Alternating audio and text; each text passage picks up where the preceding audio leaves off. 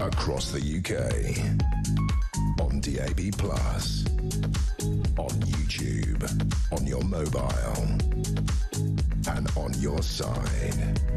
This is Talk.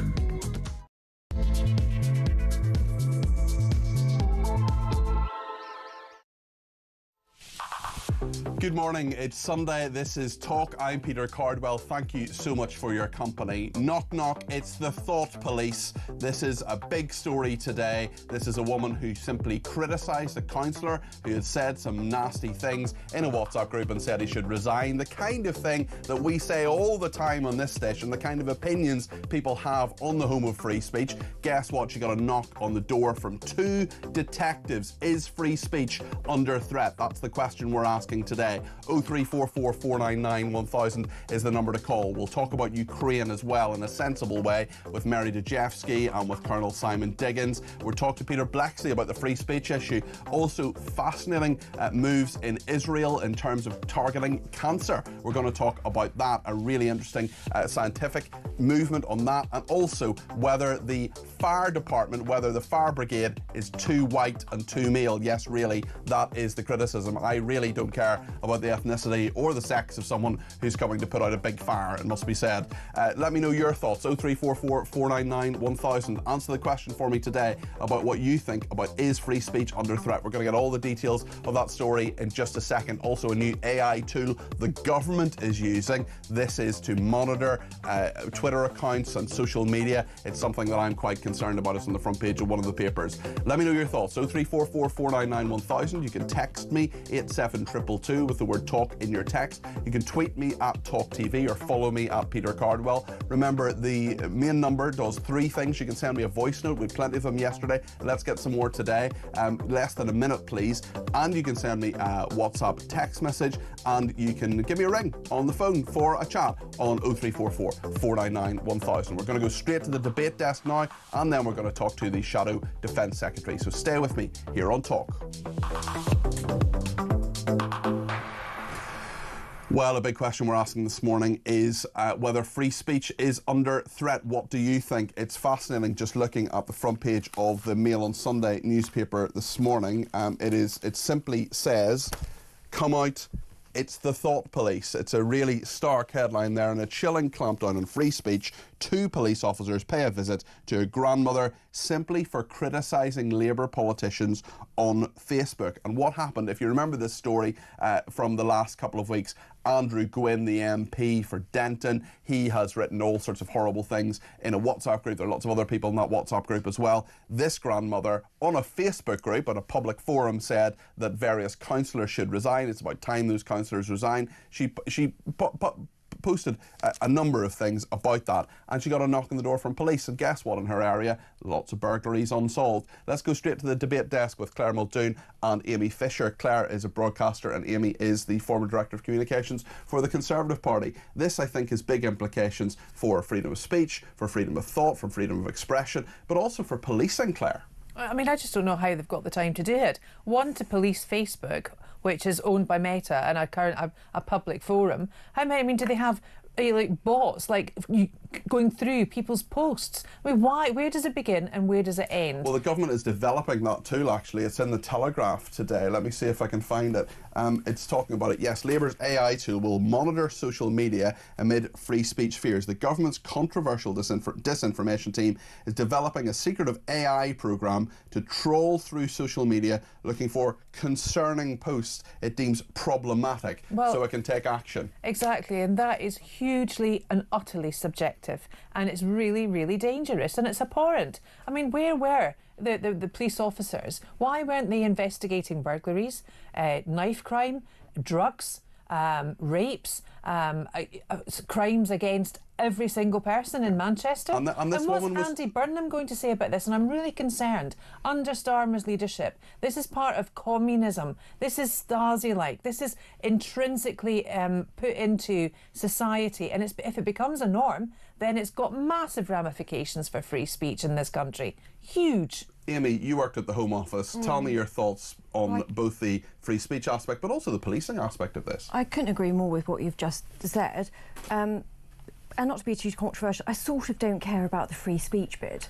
Because do you know what, people, as you've alluded to, they're worried about actual crimes that are happening on their actual streets, be it they don't quite feel safe walking down them, or be it, you know, a burglary's gone on, so let alone the terrible statistics we have on sort of rape and domestic violence and abuse in this country. So the sort of the free speech bit to me is kind of a bit esoteric. You think it's secondary? Well, genuinely, do you not care about, you know, she criticised. I know you care about it, but Peter, of course I do. But what I'm saying is the free speech bit is a bit esoteric to me, because I think people are so worried and so concerned about what's literally happening on their streets and not feeling safe in their homes, and the various, you know, crimes that are physically and actually happening to them or their property. I think most people would rather the police focused on that first, and of course free speech is fundamentally important, but as I say, when people feel threatened in their own homes or not safe in their own homes or on their streets, I wish the police were looking at that. I think it actually goes hand in hand, because if you're not able to enunciate or put out how you feel or what you feel, the difficulty is then in policing that. I mean, I think we're all violently agreeing. I mean, it's just... No, but you drive that issue underground, and therefore you don't actually know what you're dealing with. And the likes of the far right as a term, and I hate those terms, but I'm using it here as, you know, a shorthand basically, and the like and of the ilk, and you won't be able to know what you're dealing with then if everything is driven underground. And back to the fact that this government are setting up a task force for disinformation, misinformation. Again, are you saying we don't have faith in government task force? Who am I? Well, let me just get... I want to give you a little bit of reaction from our viewers and listeners already. We're getting phone calls on this, we're getting texts and all the rest of it, and please do keep them coming in. 0344 499 1000. Is free speech under threat? I'll also give you the details of what happened here. Just give me a bit more detail. Mick says, first of all, if the Stasi turn up at your door without a warrant, just tell them to go forth. Do not engage, do not let them in, or police are finished. Claire says, always watch and listen to an informative show. The thought and speech tyranny started in Russia with Stalin. People were encouraged to inform on each other if they were overheard not speaking the Marxist ideology. Unfortunately, the far left ideology has mimicked this, and we are now living in a dystopian world. Alison Sullivan says, surely Starmer is the real AI tool. Well, his father was a toolmaker. Did you know that, Claire? Did you know his father was a toolmaker? You hadn't heard that? Okay, yeah. News to me. Lots of people missed it. Lots of people. Apparently, Jeremy Hunt was an entrepreneur as well. Jane says, unfortunately, this was always coming with this government. However, the Vice President will discuss free speech issues with the Prime Minister next week. I don't know actually if Starmer will actually see JD Vance, but certainly he will see Trump on Thursday. We'll talk about that a little bit later in the programme. Ian says this lawfare is what you get with a government full of lawyers and faux solicitors. I think perhaps referencing Jonathan Reynolds, who is the business secretary and not a solicitor. So let's just remind ourselves what happened here. This is a grandmother, Helen Jones. Two plainclothes officers arrived at Helen Jones's home and demanded to talk to her after she commented on the offensive messages shared in the Labour WhatsApp group that was exposed earlier this month by the Mail on Sunday. The Mail on Sunday led to the sacking of the Health Minister Andrew Gwynn and the suspension of the Burnley MP Oliver Ryan and 11 Labour councillors. Police knocked on Helen Jones's door in Stockport within 48 hours of receiving a complaint, in contrast to how they've responded to other crime reports. Mrs Jones, a school administrator, said police failed to investigate a spate of car thefts in the surrounding streets last year. Going to your point, Amy, Greater Manchester Police has one of the highest crime rates in Britain and fails to solve almost 3 out of 4 shoplifting incidents. And this is around 1:30 last Tuesday, while Mrs Jones was looking after her baby grandson at a nearby house. A detective sergeant and another officer knocked at her door, spoke to her husband via an intercom and said, "We've had a complaint." He said, "From who?" They said, "We can't tell you that." And she simply posted a number of times on Facebook that a particular councillor, who had one of the suspended ones, should resign his seat. It was a Facebook group called For Heaton's Hub. It's the Heaton's North area of Greater Manchester, and another publicly available thing, calling for people to resign. We do that all the time in this station. People ring in and say, I think Starmer should resign, I think this person should resign. This is a perfectly normal, reasonable bit of political discourse. It's not even political discourse, just discourse in this country, and it's under threat, Claire. I know, it really is. And again, it goes back to who's got the time to police all of these forums, and who would actually make a complaint as risible as... So it's a priorities issue, isn't it, for the police, as in... Well, yes, but they've obviously got task force or the sections of policing able to do this. But my view is they should be out policing, not policing what people think or what they write. I mean, no one's calling for the death penalty for this councillor. And actually, I want to know what Andy Burnham's views are on this. Yeah. Because normally, I mean, I'm a big fan of Andy Burnham. Don't share his politics, but I think he's a great mayor for Manchester, and he often has a good spin on things. So I'm quite interested to see what he thinks of all of this. We'll come back to this story, certainly. Let me know your thoughts. 0344 499 1000. Let's concentrate just a little bit on the AI tool that's going to monitor social media and there are free speech spheres here. This is the Counter Disinformation Unit. It was set up in 2019 under the Conservatives, sparking widespread criticism for amassing files on journalists, academics, MPs who challenged the government's narrative during the pandemic. Julia Hartley-Brewer was targeted by it, certainly with her views on the pandemic. And we do increasingly, it seems, live in a society where if you deviate from the official narrative, that's not something that's welcomed, Amy. Well, I think it's you used the word actually earlier, subjective. So AI is coming. We can't do anything about it, and actually, it will lead to great advances in sort of medicine, all the rest of it. So we kind of have to welcome and we're talking about one of those advances in medicine actually later today that AI is helping. So there's good on bad bits. We have to welcome the good with the bad. So we are looking at the scary bit of the bad here, where the written word is going to be policed. There's going to be nuance around in interpretation, and as ever, I think sometimes with what the government is doing, it's the lack of transparency about it, and we don't really understand what the end goal sort of is, apart from these headlines of all of what we write and somehow sort of think is going to be policed by this particular tool. So, if the government is going to use it, which they clearly are, just be more upfront about it and tell us exactly why they do want to be scanning all of this data. As I say, if you're scanning a bunch of data for medical purposes, that can be extraordinarily helpful, and there's no nefarious purpose behind it. However, if just what you're writing and thinking, perhaps posting on Facebook, to loop back round to the grandmother that we were talking about earlier, that is where you get into some slightly scary territory. I think there's a bigger, huge, much bigger issue here, and that is the harvesting of the data that's collected, because none of it will be fully anonymised. In order to collect data, for instance, for the NHS, you must have initials, date of birth, and postcode, and basically what's wrong. It won't be rocket science for that data to get into the wrong hands. And also the data harvesting in itself will be hugely popular. And remember, this was part of Starmer's MO. He wanted Britain to be ahead of the whole artificial intelligence programme, and he wanted us, and he invested in that. And Starmer, I think, is just off the coattails of that, picking that up, because he sees we're not a manufacturing industry any longer. Finance is going through the floor, thanks in part to his own Chancellor, first female Chancellor, can I just say. Is she? We're not, yeah, did you not know that? I hadn't picked that up. Yeah. I've got some exciting news for you, Claire. What?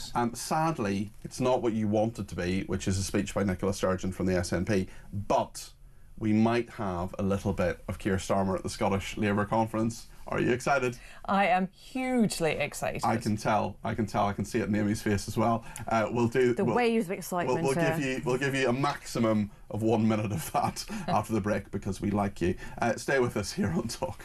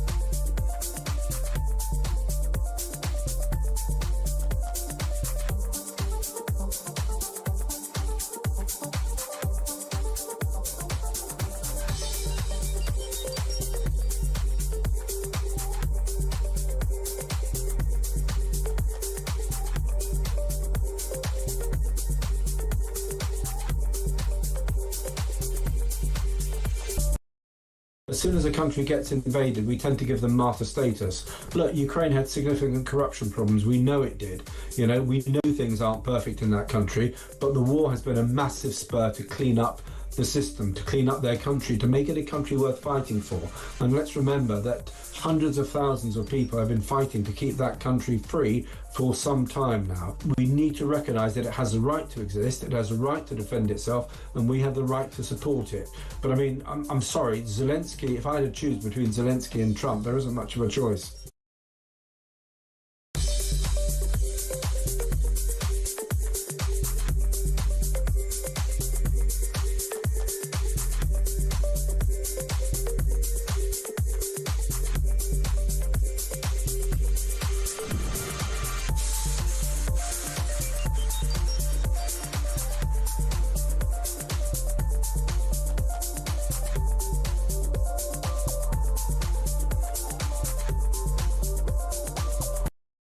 Across the UK, on DAB+, on YouTube, on your mobile, and on your side.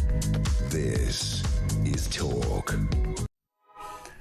Sadly, we can't bring you Keir Starmer. We have a sorry, Claire. I would love to, but we're having a technical issue, and unfortunately, we can't bring you Keir Starmer. However, Amy has just revealed some interesting information, which is that which I did not expect to then be revealed more widely. It's breaking news. Do we have the breaking news strap?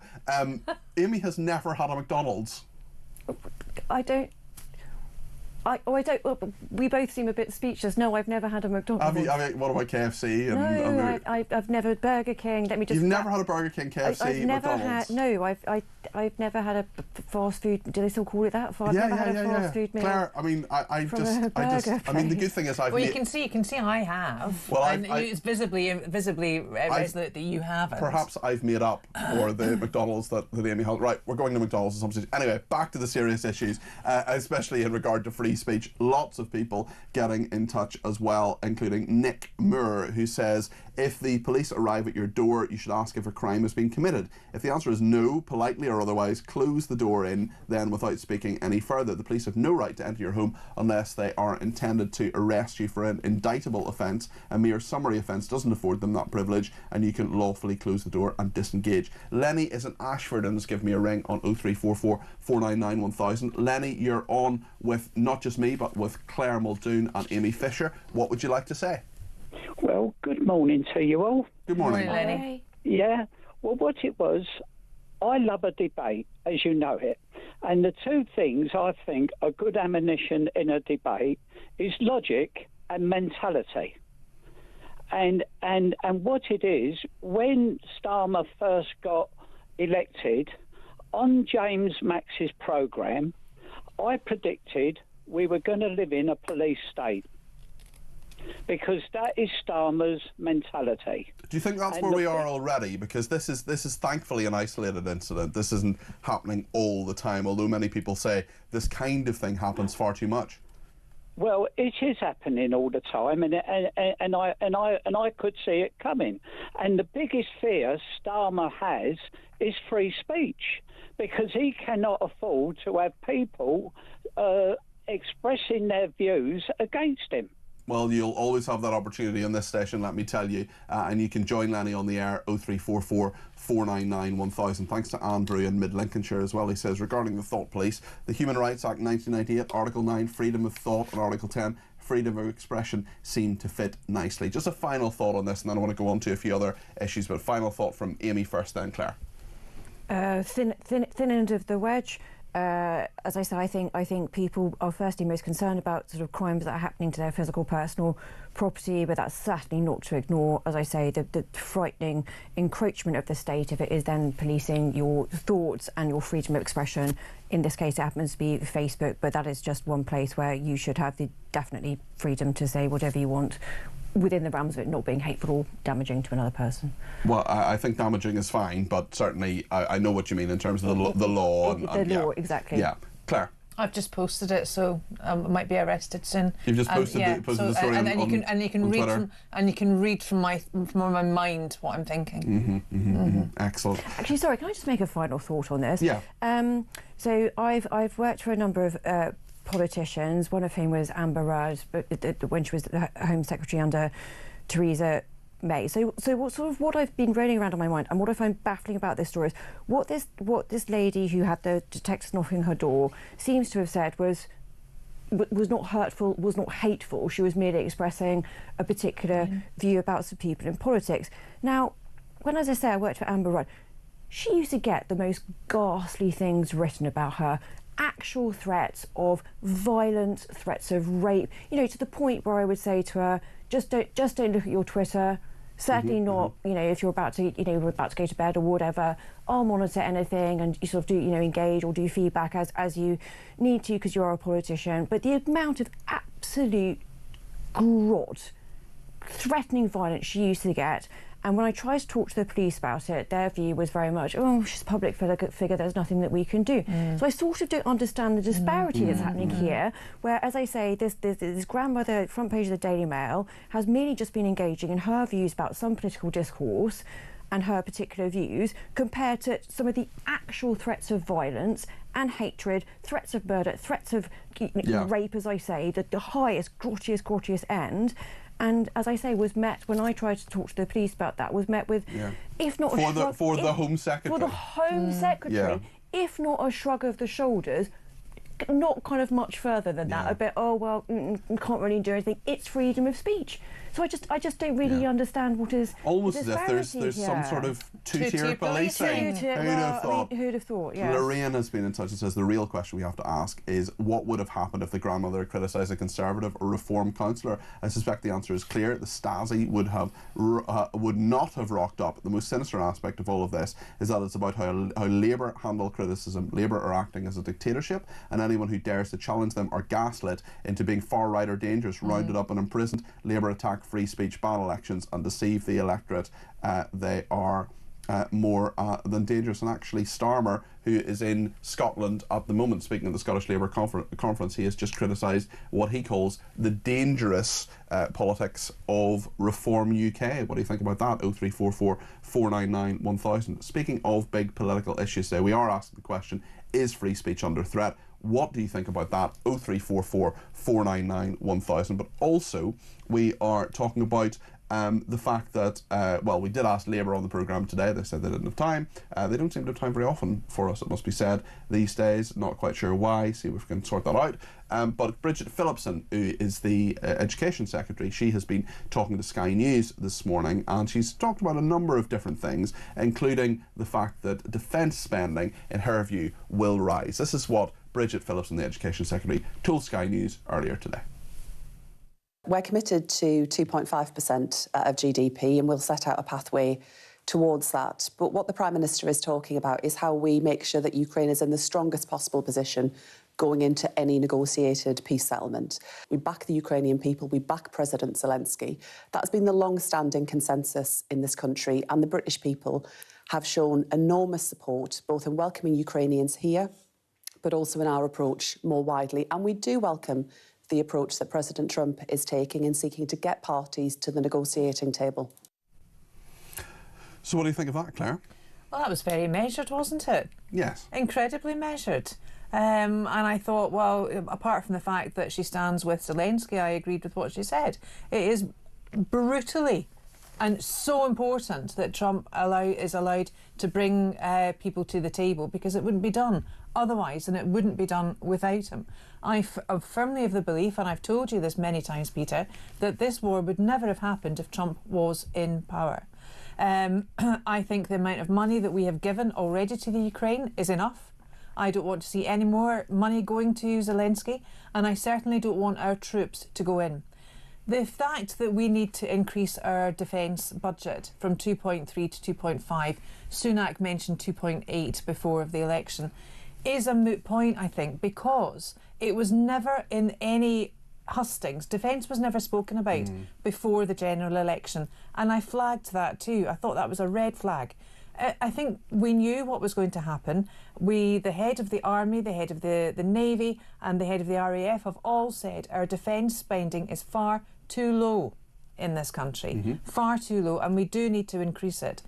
Where are they getting the money from now to increase it? That's the other question. Rachel Reeves is borrowing more than she ever said she would, than we ever have. And now we're going to have to borrow more, I'd imagine, to increase the defence budget. And this is an interesting point, because I think if you just slightly zoom out from all the noise of the last couple of weeks, what Trump wanted at the start was a lot of Western European nations to increase their defence spending.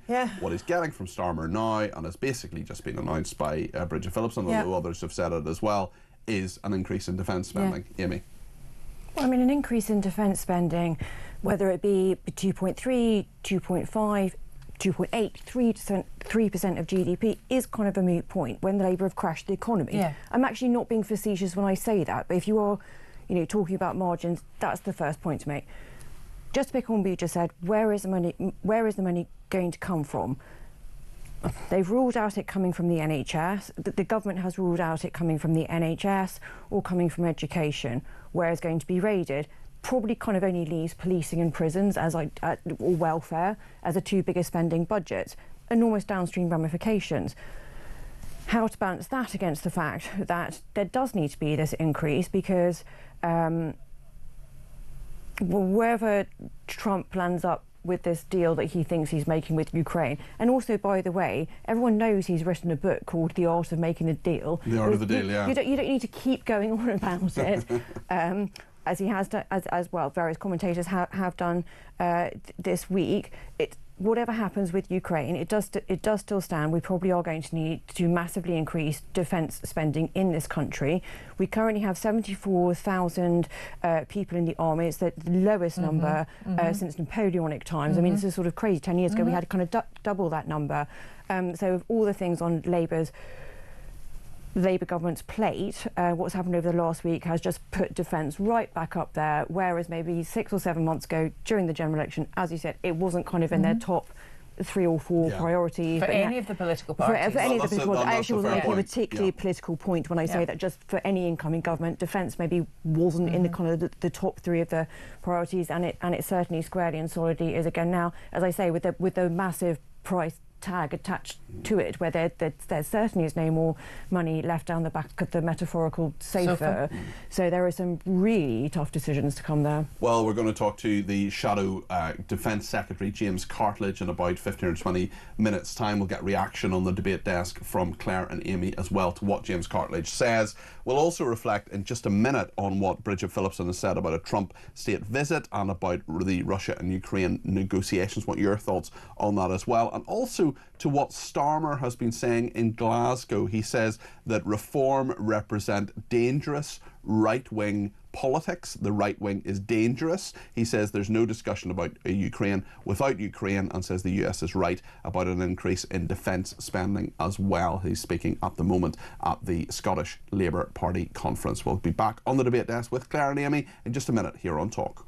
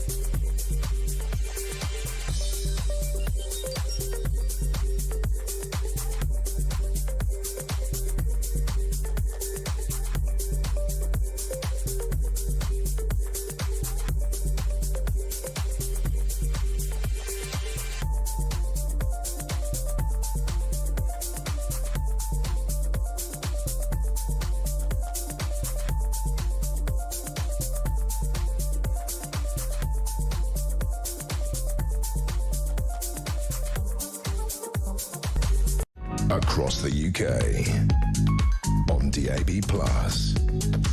on YouTube, on your mobile, and on your side. This is Talk. Well, Keir Starmer is speaking in Scotland at the moment. He's talked about dangerous right-wing politics. He's talked about reform being dangerous. What do you think of that? 0344 499 1000 or Reform UK, a dangerous party? Is free speech under threat as well? We're talking about Helen Jones, the grandmother who had police officers coming to her door simply because she called for a local councillor to resign. And the local councillor had been part of a grouping, had been suspended from the Labour Party, had been part of a local grouping that had horrendous things, had said horrendous things on WhatsApp, anti-Semitic things people had said. There were things that people had said criticising people, hoping pensioners would die before the next election. Absolutely horrendous. We're talking about defence spending as well. Dean says upping defence spending doesn't make a difference if GDP is crippled, says Dean. He's sent me a message on WhatsApp text messages 0344 499 1000. Well, we're on the debate desk with Claire Muldoon and Amy Fisher. Let's hear a little bit more from Bridget Phillipson, who is the Education Secretary, about whether Trump could make a state visit to this country, because we have what's coming up. We know that the President of Poland has spoken to Donald Trump. We know that tomorrow President Macron of France is talking to Trump in Washington, and on Thursday Keir Starmer will have a meeting with Trump in Washington. So with all the diplomacy that's going on in regard to Ukraine at the moment, could a state visit be perhaps part of all of that, or a state visit planned anyway? This is what Bridget Phillipson told Sky News a little bit earlier on. Will you be looking forward to a state visit by Mr. Trump and, speech to both houses of Parliament? Will you be, looking forward to that occasion? Well, of course, you're inviting me to comment on matters that are, of course, for the King and for the royal family. But I, of course, would always welcome the visit of the US President to this country, because the ties that endure between our two nations are so incredibly important. That was right off the script. She also spoke about Russia-Ukraine negotiations as well. This is what Bridget Phillipson said. I welcome the fact he is able to bring the Russians to the table. I think that is a step forward. But alongside that, of course... Nobody else is at the table. We're not at the table. Ukraine is not at the table. That's OK. Well, this is, of course, what the Prime Minister will be discussing with President Trump next week, how we can work with the new US administration to ensure that lasting settlement. We want to play a key role in this, but we, of course, the US, are right to take a lead on bringing people to the table, and a Ukrainian voice will be central to any lasting settlement, because without Ukrainians as a part of that, it just won't endure. Amy, what did you make of what Bridget Phillipson was saying there? Well, I mean, she was sort of reading right off the script that she would have been given by Number 10, so all credit to her that she actually delivered it with some sense of authenticity. I mean, I actually thought she sounded sort of relatively genuine. I mean, almost as if she believed it. Almost as if she believed it. I mean, who does that in politics or journalism these days, Peter?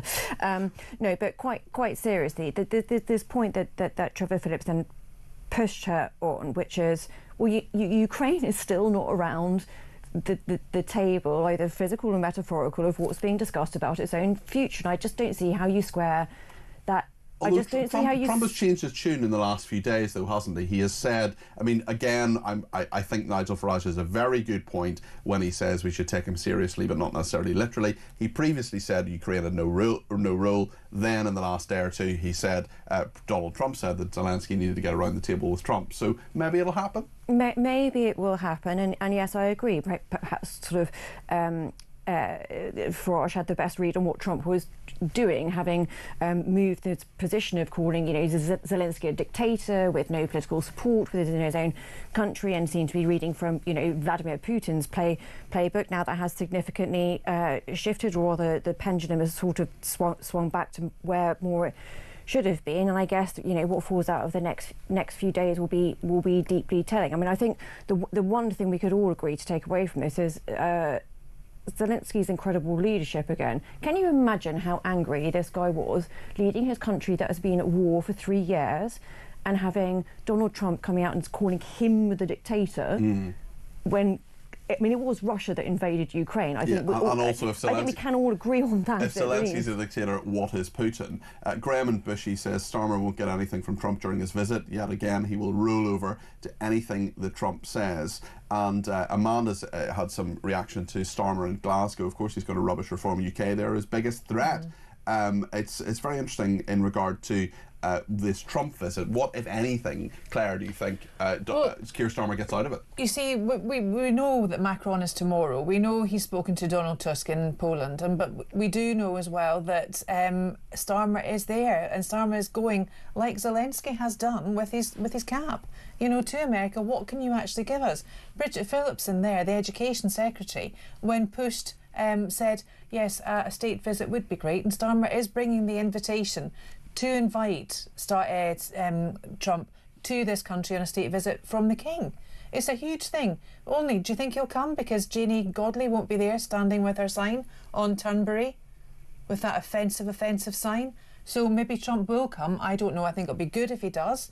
But it's naive, isn't it, to think that simply by saying, hello, here are some royals, hello, here's a red carpet, here's perhaps a speech to Parliament, that Trump is going to do what we want him to do. It's not going to harm things. He will never do what we want to do. But they're softening them up because of the tariffs. And we were only talking about this not long ago, that Prince of Wales would actually be the conduit between Trump and the UK. There might be a bigger regal role there, a more diplomatic role in how Trump deals with Britain.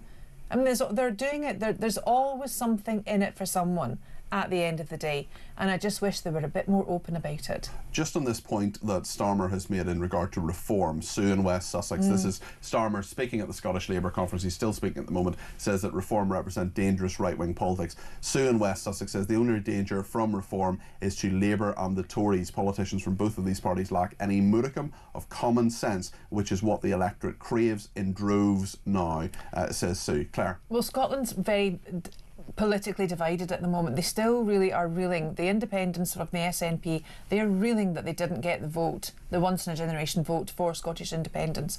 I did say that Scottish Labour would be the instrument in ousting the SNP, but that's not actually happened. Anna Sarwar now is completely and utterly frustrated with Westminster and being led by the Labour government there, even although Rachel Reeves gave more of the Barnett bung up to Scotland to spend their money on. Their education, their health service still is not getting better. And SNP John Swinney's vote, they're polling better than Labour now. It's ridiculous. All of that Labour, and this happened here as well, will not turn blue, the Conservative blue, it will turn Reform blue. And Starmer is, he's right to call it.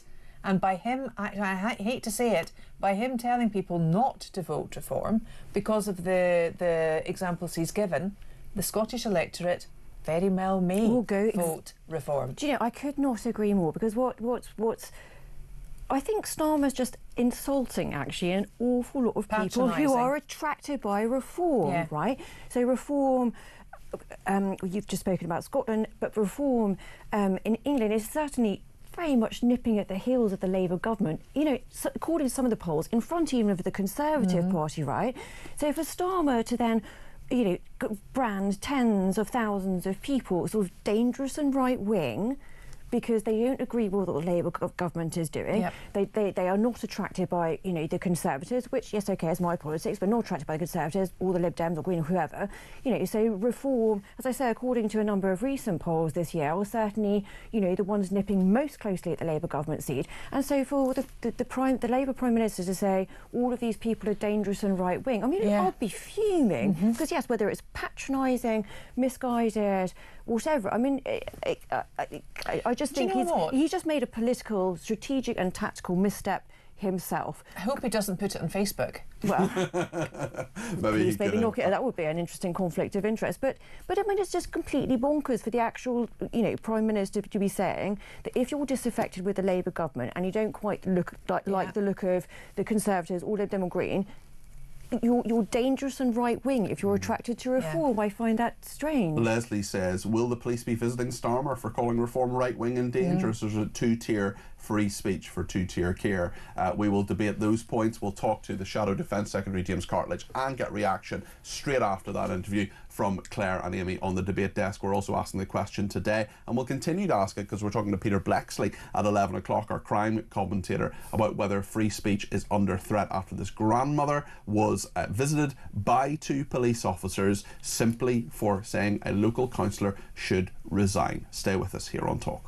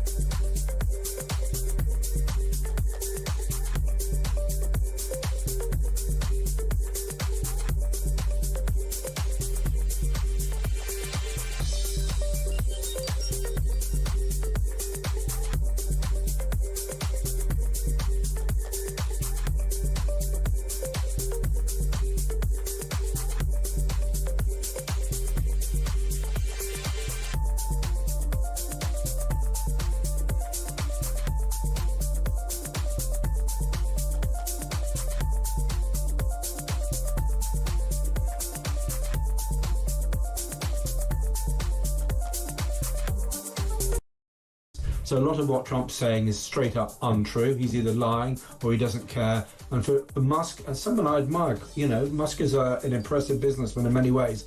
For him to parrot this is an incredibly stupid thing for him to do, because amongst people who know, it just destroys his credibility. Okay. And if we find out that Trump has some really unhealthy relationships with Putin, with the Kremlin, and there's a lot of evidence that he has, it's gonna end badly for Trump and Musk as well.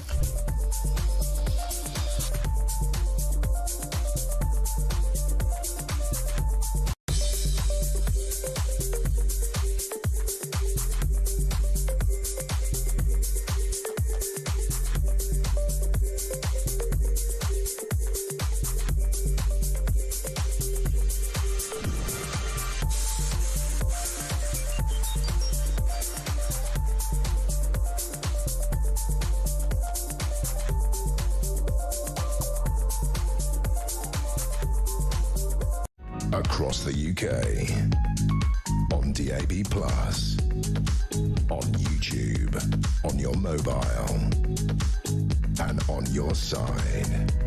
This is Talk.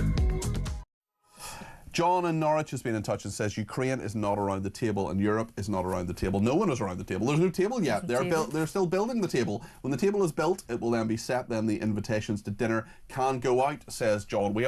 It's a fair point, John. We're in very, very early stages of this. And I suppose the media and many others are guilty of getting too far ahead of all this as well. So we'll speak to James Cartledge in just a second, who is the Shadow Defence Secretary. Sandra in Clacton-on-Sea says, good morning, Peter. Going back to what you're saying, that we don't know if Keir Starmer will meet J.D. Vance. Let's hope so, as I will very possibly be looking at the next US president. Free speech in the UK is so under attack, and anyone who doesn't agree with the Labour narrative is labelled far right. It is disgraceful. Well, not far right, but certainly the dangers of the right-wing. Reform is not the answer for Britain. That is what Keir Starmer has been saying, and indeed is saying at the moment at the Scottish Labour conference. We'll bring you a little clip of that a little bit later on.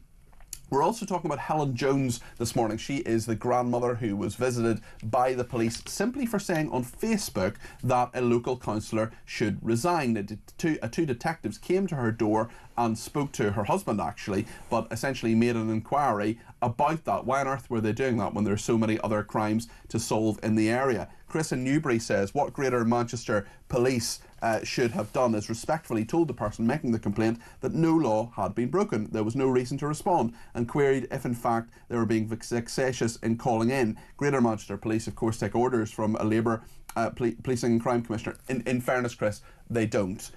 There is a Labour Policing and Crime Commissioner in that area, but that, in fact, I think Andy Burnham might be the Police and Crime Commissioner in that area. I'm not sure. Perhaps Chris, the producer, can check whether Andy Burnham is the Police and Crime Commissioner in Greater Manchester. I know in London that Sadiq Khan is the Police and Crime Commissioner, so it's a little bit different in some different areas. But the point is that the police are operationally independent and they follow the policies, but they should make operational decisions by themselves. Anyway, sorry. Chris says, Greater Manchester Police, let's be honest, it's much easier to visit a 72-year-old grandmother about a Facebook post than stopping crime like rape gangs. In regard to loss of free speech, Amanda says we got a taste of what was to come at the beginning of Starmer's premiership with the jailing of grandmothers for things said. Chris, the producer, has very kindly told me that yes, the Policing and Crime Commissioner in Greater Manchester is Andy Burnham. He's confirmed that. We've looked that up and checked that.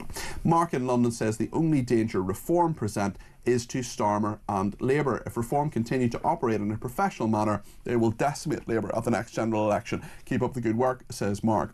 And one more from John in Long Lawford. Peter, the only danger to Britain in today's political arena is Starmer himself. Reform, in my view, are the only party who can safeguard our country's future, says John in Long Lawford. Lots of thoughts there. We're still on the debate desk with Amy and with Claire. We're going to talk to James Cartledge in a few minutes' time as well, the Shadow Defence Secretary. But I just want to get your thoughts on one story. In the Telegraph today, there's a report commissioned by the National Fire Chiefs Council finding that the fire service is institutionally racist, misogynistic and homophobic. It says firemen in Britain were not diverse enough because the service's proportion of women and ethnic minorities is less than in wider society. Amy, what do you make of this? Certainly that's horrible news if it's racist, misogynistic and homophobic. I mean, that's just inexcusable. However, I do find myself in the position of somehow agreeing with the FBU, the Fire Brigades Union, which as a Conservative sort of never happens, where basically they're sort of saying, yes, we want to take account of diversity, but frankly, and I'm paraphrasing here, but frankly the demands of the job are such that to be a fireman, you probably need to lift some heavy stuff. So maybe women got to be very physically fit. Yes, and I'm actually genuinely not joking when I worked in the Home Office, which does have responsibility for first responders, so the Fire Brigade being one of them, I was genuinely talking to a fire minister at the time, and we were talking about how to promote diversity, which is good in any workforce. And he just literally turned around to me and went, I just don't understand, Amy, how we square the circle of being more diverse, but frankly, in the event of a fire, I'd rather that somebody who was 6'2" and not you turned up. But I sort of slightly had to, when I was sounding very flippant, but I sort of slightly had to take his point, because if I too was stuck in a fire, I would rather, a strapping chap of 6'2" turned up than, somebody a little bit slighter. So we just, as again with every of these things, we should be promoting diversity. And by the way, diversity is very, very different from accepting things like misogyny, racism, or homophobia. But they are two entirely separate things. They're different things, Claire, aren't they? They are. Absolutely. And I would rather anyone came to put out my fire than no one. But I don't think this seems to be the whole diversity issue for me seems to be getting completely out of hand, because unless there's boxes ticked, they look at statistics, they look at demographics, why can't they just nurture someone that wants to be a fireman? Pick the best person for the job. Why just not roll out a recruitment programme if they're needing firemen and say, look, we can do this, we can do that, would you want to? There might be factions of society that don't want to do it. There might be members of the opposite sex that don't want to do it either. That's absolutely fine. Thank you, Claire, and thank you, Amy. We'll come back to you in a second, but James Cartledge, who is the Shadow Defence Secretary, is with me now. James, thank you for joining me this morning.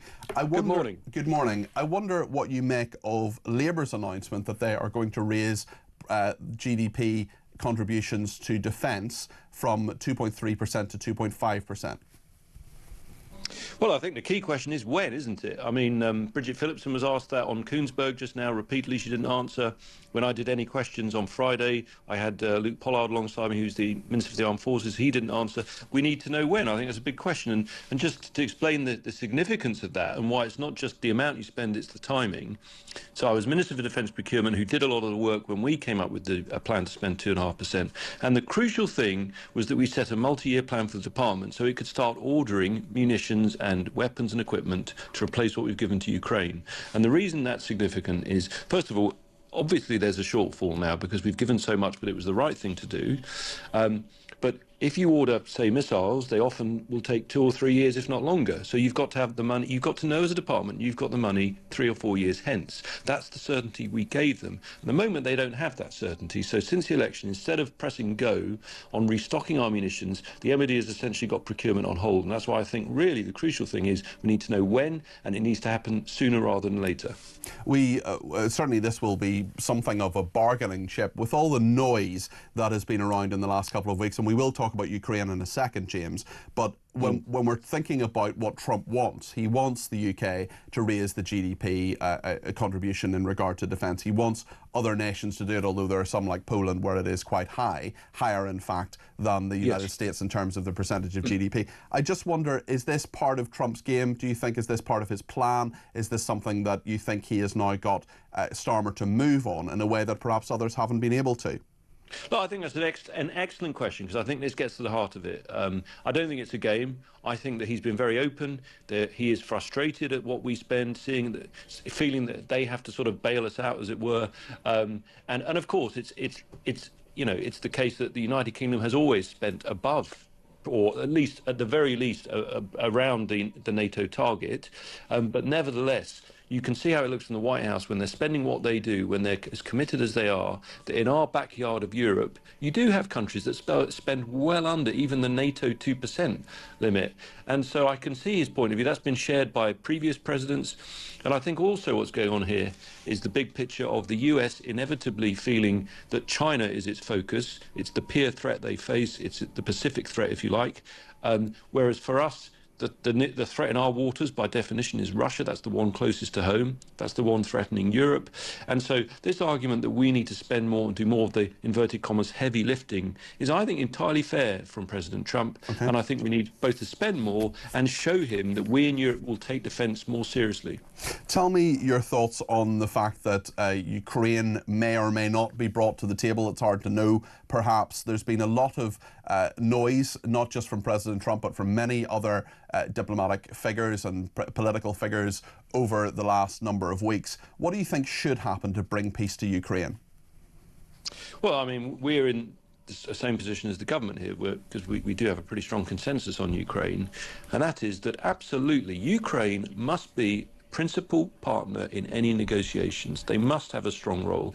They are the country that was invaded. It's their people who've been brutalised with no justification whatsoever. It was an unprovoked invasion by an aggressive dictator of a free and sovereign democracy. So they must be at the table. And if they weren't, there would be no settlement, obviously. So it's absolutely critical that they are, and I'm sure they will be.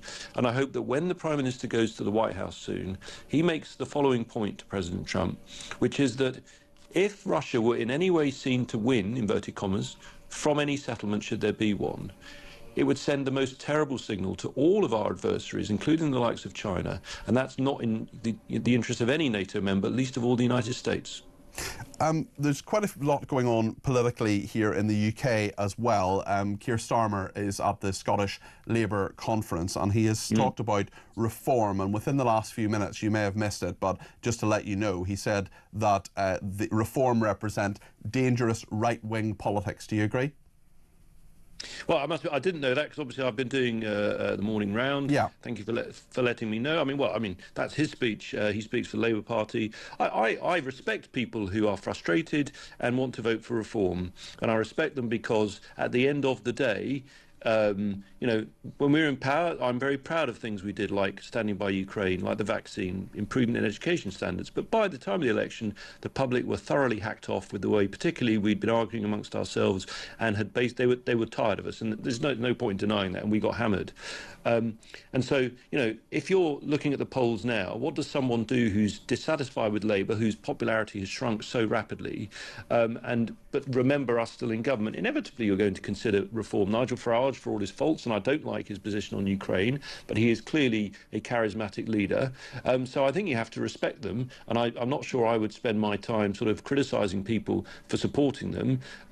But at the same time, how would I want us to deal with it? Well, as Kemi has said, basically by setting out a really positive stall, the policies and vision that have a positive alternative to reform, but above all to the government, because I think the thing is, you know, for me as a Conservative MP, particularly a rural MP who's had things like the farming tax, the impact that's having, I would want at the next election, obviously, to elect a replacement for Labour and for that to be the Conservatives, and I think that's the most important thing. But at the moment, voters are split in different ways, so I'm not sure it's right to get carried away on these things. I respect and understand the reasons why people are frustrated with politics and voting for reform. I hope we as a party can now do the work which Kemi has started of building a positive alternative, but it will take time because we want to have credible, serious policies, and that sort of policy development takes time. But I think she's already plotted a good narrative on issues like, you know, tax, the cost of living, etc., and that's something, and particularly education, which is where we need to do more of. The polls don't seem to bear you out on that, but let's talk about something else, which is... Well, I said it would take time, didn't I? Yeah, fair enough. I want to talk to you about the case of Helen Jones. She's a 54-year-old woman. She's not 72, as someone mentioned earlier on. She's actually 54. She is in Greater Manchester, and she had two police officers calling round to her front door to quiz her on the fact that she simply said that a local councillor should be sacked, or at least should resign anyway, because of some comments that were made, horrible comments that were made in a WhatsApp group. Are you concerned, as I am, certainly about free speech and certainly police resources as well, James? Well, yeah, I mean, I read there was a double-page spread in the Mail on Sunday which I read about this. And assuming it's all, and I don't doubt that it is, that it's all correct, etc., I was quite shocked because, as you say, I think most people hearing this their reaction would be, would I get two police officers and quickly if my house was burgled? You know, there's that scepticism, isn't there? And so what does this say about priorities? Now, obviously, I mean, I as an MP have had one or two very, very serious, shall we say, you know, messages sent. Like we're talking serious death threats. Some colleagues have multiple, and it's desperately tragic. And when that happens, you want to tell someone because, you know, it could lead to something very serious. Of course. But we have to have a sense of balance here. That doesn't sound to me, and as I say, I haven't seen all the comments, it does not sound anything like the sort of thing that warrants two police officers turning up. And it once again raises the question, I think, of police priorities as much as anything else. OK, James Cartledge, Shadow Defence Secretary, thank you for joining me on Talk this morning. Just a quick reaction from the debate desk, from Claire and from Amy. Claire? Well, great politician, great sound bites, and, you know, he wasn't too against what Starmer was saying. He was, you know, well, he was saying, well, it's Starmer's speech. You know, he didn't really make a comment on what Starmer had said. And the bigger picture about the Ukraine and everything else, I'm not surprised with the tone nor what he actually said. Amy? So my two things I took away from what Mr. Cartledge said was, yes, police priorities. That's what this story about, you know, two police officers turning up for stuff on Facebook. Police priorities, where are they? Are they in the wrong place? And then something that, yes, Mr. Cartledge, Shadow Defence Secretary, said at the start is, aside from our immediate problem of whether there is going to be some kind of peace deal in Ukraine, who's around the table, it is shining this light on where is Britain's long-term defence plan. So irrespective of what happens this week, in the next few weeks, maybe in the next few months, over specifically what's happened in Ukraine at the moment, Britain is in a rather parlous state with regards to its defence, and that is, something that Labour need to look at, long-term defence strategy planning. Amy Fisher, former Director of Communications for the Conservative Party, Claire Muldoon, always great to have you both in the studio. Thank you both very much indeed. Lots to discuss, including with Peter Bleksley in regard to this free speech issue. Lots of people getting in touch. You can add your voice to the discussion, 0344 499 1000.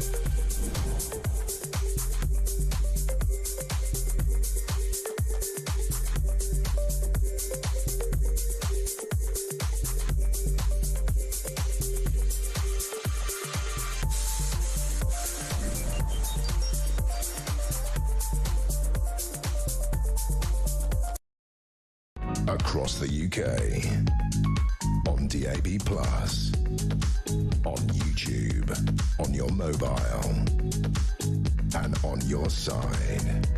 This is Talk.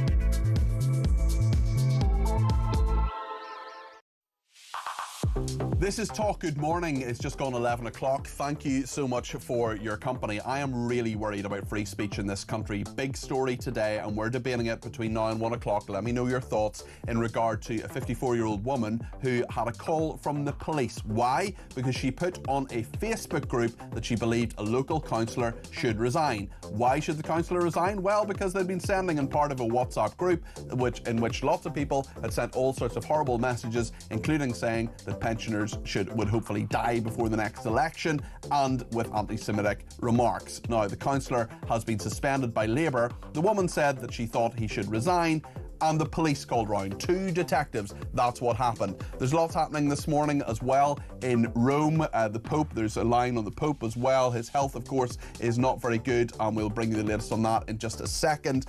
He is still with us, thank goodness, but it certainly looks as if he is perhaps towards the end, which will, of course, be very distressing for many people, including many Catholics worldwide. We're also talking about Reform UK, because Keir Starmer has been in Scotland today at the Scottish Labour conference, saying that he thinks that Reform are dangerous, they're right-wing, and they're dangerous, Reform UK. What do you think about that? Lots to discuss this morning, including whether the fire brigade is too white and too male. 0344 499 1000 is the number to call. 87222 is the number for text. Make sure you put the word talk in your text. You can tweet me at talkTV, follow me at Peter Cardwell, send me a voice note on the main number, send me a WhatsApp text message on the main number, ring me on the main number, which is, of course, 0344 499 1000. Lots to discuss between now and 1 o'clock. Peter Blexley's coming up in just a second. You're going to want to hear what he has to say about the woman who was called, to whom the police called round. Stay with us here on Talk.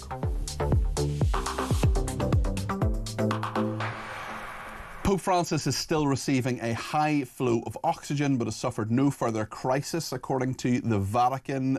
Sources there say the Pope is eating normally. Clinical tests are ongoing. The 88-year-old pontiff is clearly in a bad way, and we will keep you updated there. He had a tranquil night in hospital, we are told, but it does seem, very sadly, that the 88-year-old Pope is not in a good way.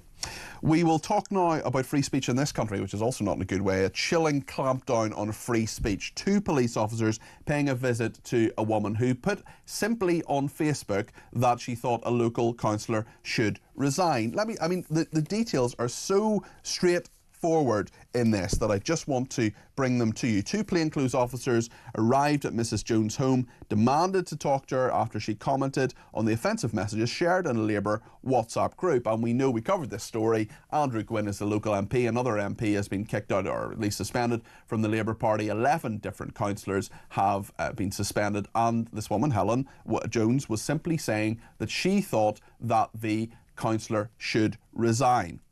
Now then, they knocked on her door in Stockport within 48 hours of receiving a complaint, in contrast to how they have responded to other crime reports. Mrs. Jones is a school administrator, said police failed to investigate a spate of car thefts in the surrounding streets last year. This is really, really straightforward. The officer said we've got a complaint from who? And the officer said, well, I can't tell you that. Now, no crime has been committed. The police didn't even suggest that a crime had been committed. What she has put on Facebook on a number of posts is saying things like, not looking good for Councillor Sedgwick. This is one of the councillors concerned. Councillor Sedgwick, will you be resigning? That seems to be a fairly straightforward thing. The kind of opinions that we have on this station all the time. Well, let's speak to Andrew Tettenborn, who's a writer and academic, and Peter Blexley, who's a former Metropolitan Police detective and our crime commentator here at the station. Andrew, your thoughts on this? Well, I think it's a very worrying threat to free speech. We now apparently know that if you say something controversial, even though it's not criminal, you may get the police at your door, which is the sort of thing we used to associate with life in East Germany, rather than life here. Now, this episode didn't come off too badly because, thank heavens, the police came across a very determined lady equipped with a great deal of Lancashire common sense who said, wait a moment, am I accused of a crime? No. Well, in which case, what are you doing here? Yeah. The worrying thing is that if they come across somebody with less strength of mind than this excellent lady had, that person is just going to knuckle under and say, sorry, you know, I won't say anything more on Facebook which is controversial on this particular matter. Now, if that isn't suppression of free speech, I don't know what is. There are two other points actually to make about it. One is we haven't had a peep from the Labour Party, or anybody in the Labour Party, at least as far as I've heard.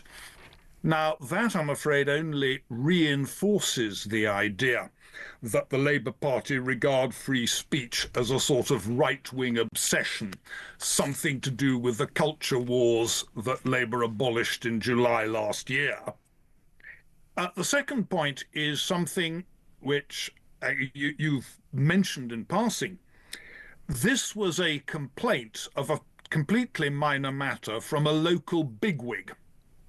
Had the complaint been from somebody who wasn't a local bigwig, had it been made on behalf of somebody who wasn't a local bigwig, would the police have rocked up within 2 days to interview the person? Would they help? Or as one of our texters has suggested, is this because it is a Labour councillor and Labour are in power, not just nationally, but in the area as well? Sir Ian Duncan-Smith, the former leader of the Conservative Party, says, I've had people say they don't want to vote for me and being rude about it. What am I going to do? Report that? This is ludicrous. It's normal and it should be left well alone. Let's bring in Peter Blexley. He's wears many hats. He's a former Metropolitan Police detective. He's the host of Crime Suspects. He's an author, a writer and our crime commentator here at Talk. Peter, what do you make of this? Well, let me make this perfectly clear, because I think some people are deeply concerned. This largely incompetent government, as I see it, has not brought in any new laws relating to the freedom of speech. I think some people are getting confused, perhaps thinking they are. They haven't. We are still able to speak as we were able to speak this time last year. But what this pernicious, revolting and dangerous episode, yet another one from the police, creates the impression that freedom of speech is being affected. So it is absolutely vital that we resist this Stasi-like, incompetent, ridiculous, ludicrous police action, and we carry on speaking as freely and lawfully as we always have done. Jason in the Lake District says, quite simply, the country is in the mess it is in because common sense and fairness have been removed. It's really interesting, actually, listening and reading to what Helen Jones has said here. She said, it was actually quite scary. It made me think I best just keep quiet for the rest of my life because you can't say anything these days. Well, good for her for speaking to the Mail on Sunday about it. But I think there'll be a lot of people who read this story, Andrew, and think, well, hold on a second, if they're going to come round to your door simply for saying that a local councillor should resign, well, what if you say bigger things? What if you criticise the Prime Minister? That's what's seriously worrying, especially also as this now suggests that we do have something like two-tier policing. That if somebody says something that embarrasses people in power, that's more likely to cause the police to come down on them than if they'd said something totally different. And I certainly worry that we may see more of this, because the lady said she felt frightened. She felt as though she was being penalised for what she'd said. That, of course, was exactly what the police managers wanted. I have no doubt that because they will have had a conversation, won't they, saying, well, this isn't a crime, but you know, if we just nip round and tell her to stop doing it, she'll probably stop doing it. That'll be the thinking. They'll say it'll get the complainant off our back. And of course, that comes back to the fact that the complainant was a local bigwig. Yeah. I think there is a feeling it'll get the complainant off our back. With a bit of luck, we will shut the woman up and we can close the case. The fact that this means that freedom of speech now counts for very little doesn't apparently worry the people in charge of the police, and I suspect that it's very much a management problem in the police rather than a problem with rank and file officers. I don't know that. Well, let's ask Peter Blexley for his perspective on that, and also the perspective in regard to Stockport itself. Like many parts of the country, Peter, you will know there's a burglary problem, there's all sorts of different crime that the police arguably should be investigating rather than knocking the door of this person. And that, I'm afraid, is the same the length and breadth of the country, just about. Clearly, the supervising officer that dispatched these officers to pay Mrs. Jones a visit needs to be disciplined, and I would suggest sacked, because number one, they bow to public pressure from bigwigs, as Andrew terms them. They do not have a clear understanding of the law. This is massive and chronic overreach of police powers. They simply don't have the powers to do this, so don't do it. And as for the officers that went to her front door, they have displayed a chronic lack of knowledge about the law, and also they've shown the initiative befitting of lemmings. They need to be hauled over the coals as well. Peter Blexley, thank you very much indeed. That's Peter Blexley, the former Metropolitan Police detective. Andrew, just stick with us for a second, because I want to just ask you about one other thing. This is what Keir Starmer has said in Scotland today. He is talking, I think, in Glasgow at the Scottish Labour Conference. He's talked about Reform UK. This is what he has said. If we don't show a path to the future, others will fill that void. In fact, they already are. A dangerous right-wing politics, even here in Scotland, that will say they are the ones who can tilt politics towards the interests of working people, even as their proposals do precisely the opposite. You want to know what Farage and Reform are doing on their rare visits to Parliament? They're voting against our employment rights bill. They talk the language of workers' rights online and on the doorstep, but they voted against banning fire and rehire. They voted against scrapping exploitative zero-hour contracts. They voted against sick leave and maternity pay. And what about the NHS? They want to charge people to use our NHS. They claim to be the party of patriotism, but they're fawning over Putin. No, they are not the answer for working people in Britain. And they are not the answer for Scotland. That is Sir Keir Starmer speaking at the Labour Party conference in Scotland. I wonder if I could just ask Andrew that specific bit that Keir Starmer said about the dangerous right-wing politics. Do you think that's a legitimate criticism for him to make? Well, it's perfectly legitimate for him to say it. The trouble is that the Labour Party promote themselves as the party of working people. I'm not actually sure that a lot of their policies are policies in favour of working people. This shows me being politically partisan, as you know. There are plenty of things that could be done for working people, and actually going back to the free speech thing, I've suggested that what should go in the Workers' Rights Bill is a right in workers to say what they like on social media without being punished by their employers unless the employer can prove that what they have said directly affects their ability to do their job. Now, that's the sort of protection for working people we want, rather than sort of wishy-washy protections for trade union rights, or for that matter, the other worrying provision in the Workers' Rights Bill, which is making employers liable for what third parties say. So there's a proposal which would effectively say that if a venue puts on a comedian who makes comments which annoy or cause distress to certain numbers of the workers there, that could amount to a breach of employment law.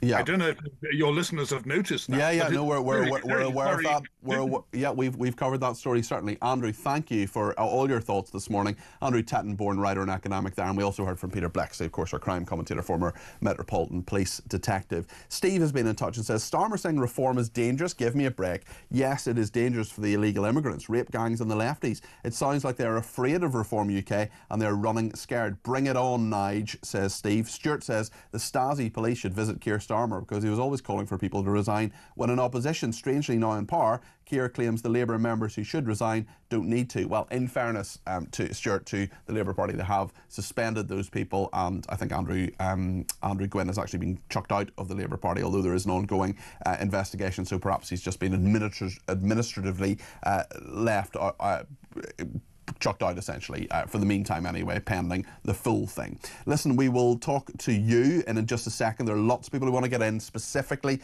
on the free speech and the fire brigade as well, actually, and Zelensky and Ukraine. Let us know what you think. 0344 499 1000. Stay with us.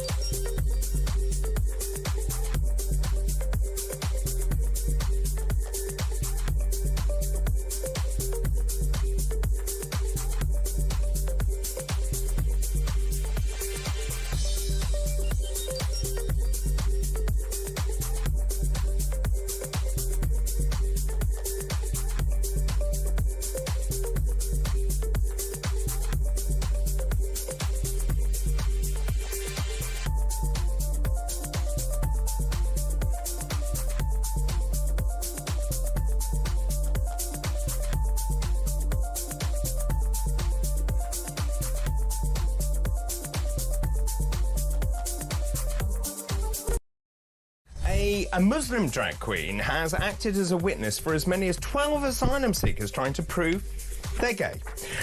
This is Asifa Lahore, Britain's first out Muslim drag queen, who is a trans woman, gave evidence in 10 or 12 immigration appeals within a year, according to court documents.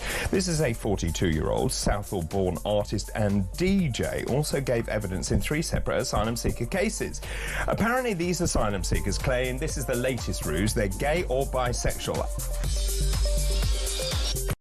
Across the UK, on DAB+, on YouTube, on your mobile, and on your side. This is Talk.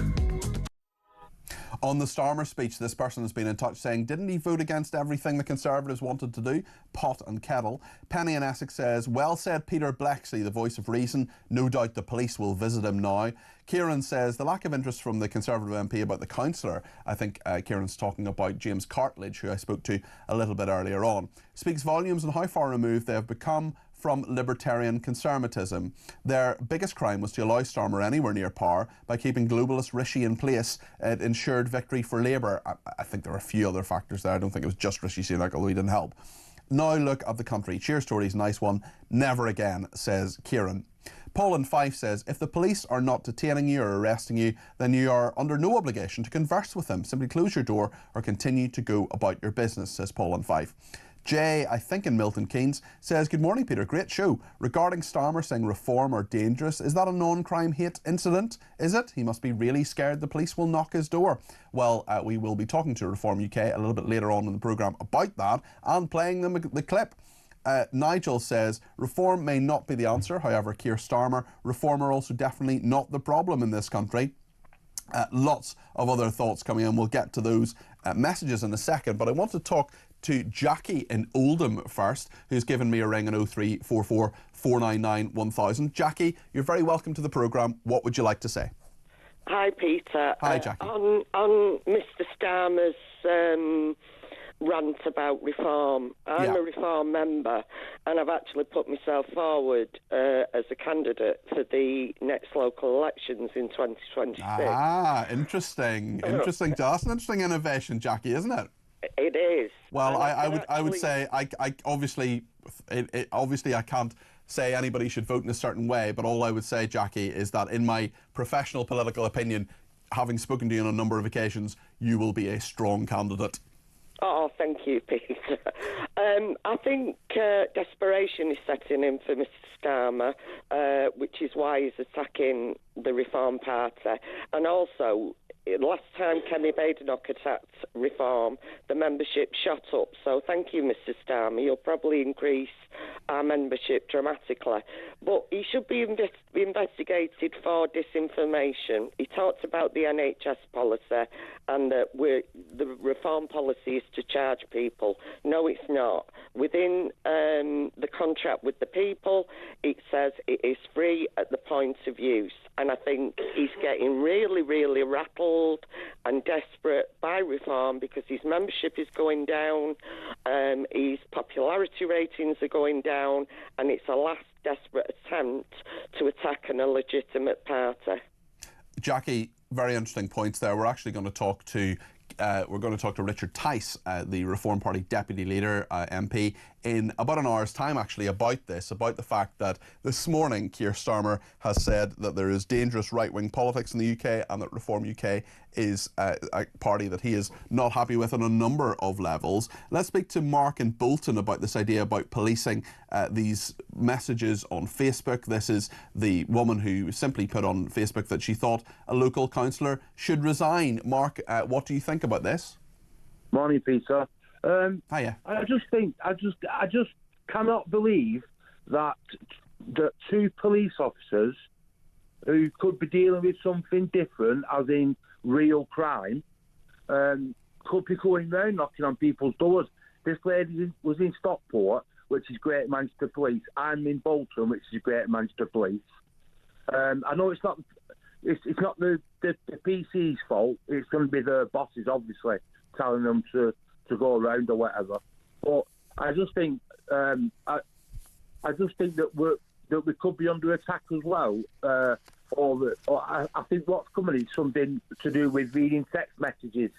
Yeah, well, that's a really interesting point. This is another story that's around today. It's on the front page of the Telegraph. Let me just see if I can find the paper in front of me and all my papers here. This is the government's controversial disinformation team developing a secretive AI program, artificial intelligence program, to troll through social media looking for concerning posts it deems problematic so it can take action. We know this unit has targeted all sorts of people, including my colleague Julia Hartley-Brewer during the COVID pandemic and the lockdowns. They weren't too happy with her opinions, which were perfectly valid and perfectly reasonable to make within a democracy. And, I am concerned, Mark, certainly, that this secretive unit is being used to monitor people. And I think that free speech is under a lot of pressure in this country. Yeah, I agree. I just think the way the country is at the moment is in a really bad state, and it's getting worse. And I think the lady who was on before me was talking about Starmer. I think he is under pressure. I think he is worried because Labour's numbers are falling and reforms are going up. I'm a Reform member because I like their MPs and I believe in what they say. Well, we're gonna hear. Sorry, Mark. Had you a final thought there? No, I was just going to say about the Keir Starmer. I think he's under pressure. Yeah. And that's why he made that speech in Scotland. Well, in fairness, it's an annual event, and he would be making a speech anyway. But Mark, you make a good point there. It does seem that electorally, Reform are nipping at the heels of a lot of different parties in lots of different parts of the country. And we're going to speak to their deputy leader, Richard Tice, at 12:30. Let's take another call now. James in Staffordshire. James, you're very welcome to the programme. What would you like to say? Good morning, Peter. Good morning. It's a pleasure to talk to you for the first time. Oh, great. Yeah, good to talk to you, James. Yeah, I'd just like to say that sadly free speech is already dead, and it was dying under the Conservatives because they came out with the non-crime hate incidents. I mean, I'm just worried now that, James, your criticism of the Conservatives for having the non-crime hate incident, is that a non-crime hate incident? That's my question. Well, I can already feel my collar being felt. Yeah, well, we're sending the boys in blue round to Staffordshire. I mean, we joke about this, but it's a very, very serious incident, James. And the fact that this woman is simply saying the kind of opinions that are on this station and all over the place online and in various different ways, that people, you know, saying to their friends down the pub, oh, yeah, that local councillor, yeah, councillor should resign, definitely. Keir Starmer's called for loads of people to resign. And then here is Greater Manchester Police using the time, the resources of two they're detectives, senior officers who are knocking the door of this woman. I mean, it just seems to be a complete waste of everybody's time and quite sinister as well, actually. Yeah, I mean, you think of how much you actually self-censor nowadays. So obviously, if you disagree with unfettered migration from economic migrants with totally different cultural values, you're obviously seriously far right. If you don't want drag queens teaching your children story time, you're obviously far right. You know, and we've been self-censoring now for years, and it's a crying shame. Yeah. Listen, thanks for your thoughts, James. That's James in Staffordshire there, who I hope will remain at liberty for some time to come. Simon in Canterbury says, morning, Cardi P. Has Starmer been in the country long enough to know we reform are? Never hear Keir, says Simon. Grant says, Starmer is talking some rubbish, but does the reform contract saying free at the point of use also guarantee that you won't be charged for it after the fact in some way? I think it probably does, but I will, do you know what, Grant? I'm going to make that point to Richard Tice. I will clear up any confusion on that. He is coming up a little bit later on in the programme. James in Lancaster says, hi Peter, regarding free speech, let's not forget our fear is their control. Andrew and Peter both made the point that it's the ripples that spread out from this news. I am now reluctant to make comments on Facebook, and I also have to admit I do not call into your fantastic show for fear I would say something that would offend someone. Born during World War II, I now despair for my country and my culture. James in Lancaster. James, you are very welcome to call in any time, and this is the home of free speech, and you've no fear from us anyway. We will allow you to say what you want to say within the law, absolutely, and as was the case with this person in Manchester who did say absolutely within the law, simply expressing her opinion that a local councillor should resign. Really, really worrying. We have a load of voice notes. Let's do 3 before the break. Claire in the Wirral. The thought and speech tyranny started in Russia with Stalin. People were encouraged to inform on each other if they were overheard not speaking the Marxist ideology. Unfortunately, the far-left ideology has mimicked this, and we are now living in this dystopian world. Thank you. Thank you, Claire. Let's hear from Phil. Hi, just in regards to the misinformation bill, will that cover teachings of the Bible? Because there's thousands of teachers and explanations of doctrine and theology and of biblical writing. So will that be covered as well in the misinformation bill? Because if so, there's a lot of people in trouble. I don't think what you've talked about is actually proposed, Phil, but it's a perfectly interesting point, and thank you for sending it in. You can send these voice notes in, of course, 0344 499 1000. We had Claire there, 19 seconds, Phil, 24 seconds. It doesn't take a long time to make a very good point, and we'll play out as many of them as we can. Here's Karen. Hi, Peter. I cannot believe somebody was visited because they criticised Labour. This is very nefarious and very dark. And like your commentators said who are sitting in the studio with you, who's got time to police this? We have people running around on our streets, harming other people, getting off in court. What is the world coming to?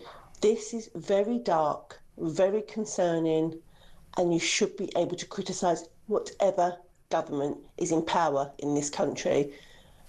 This is quite scary now, but however, we have to stand up and be counted. If we want to say something, we should be able to, as long as it's not inciting violence or anything like that. Yeah, not happy, Peter, not happy at all.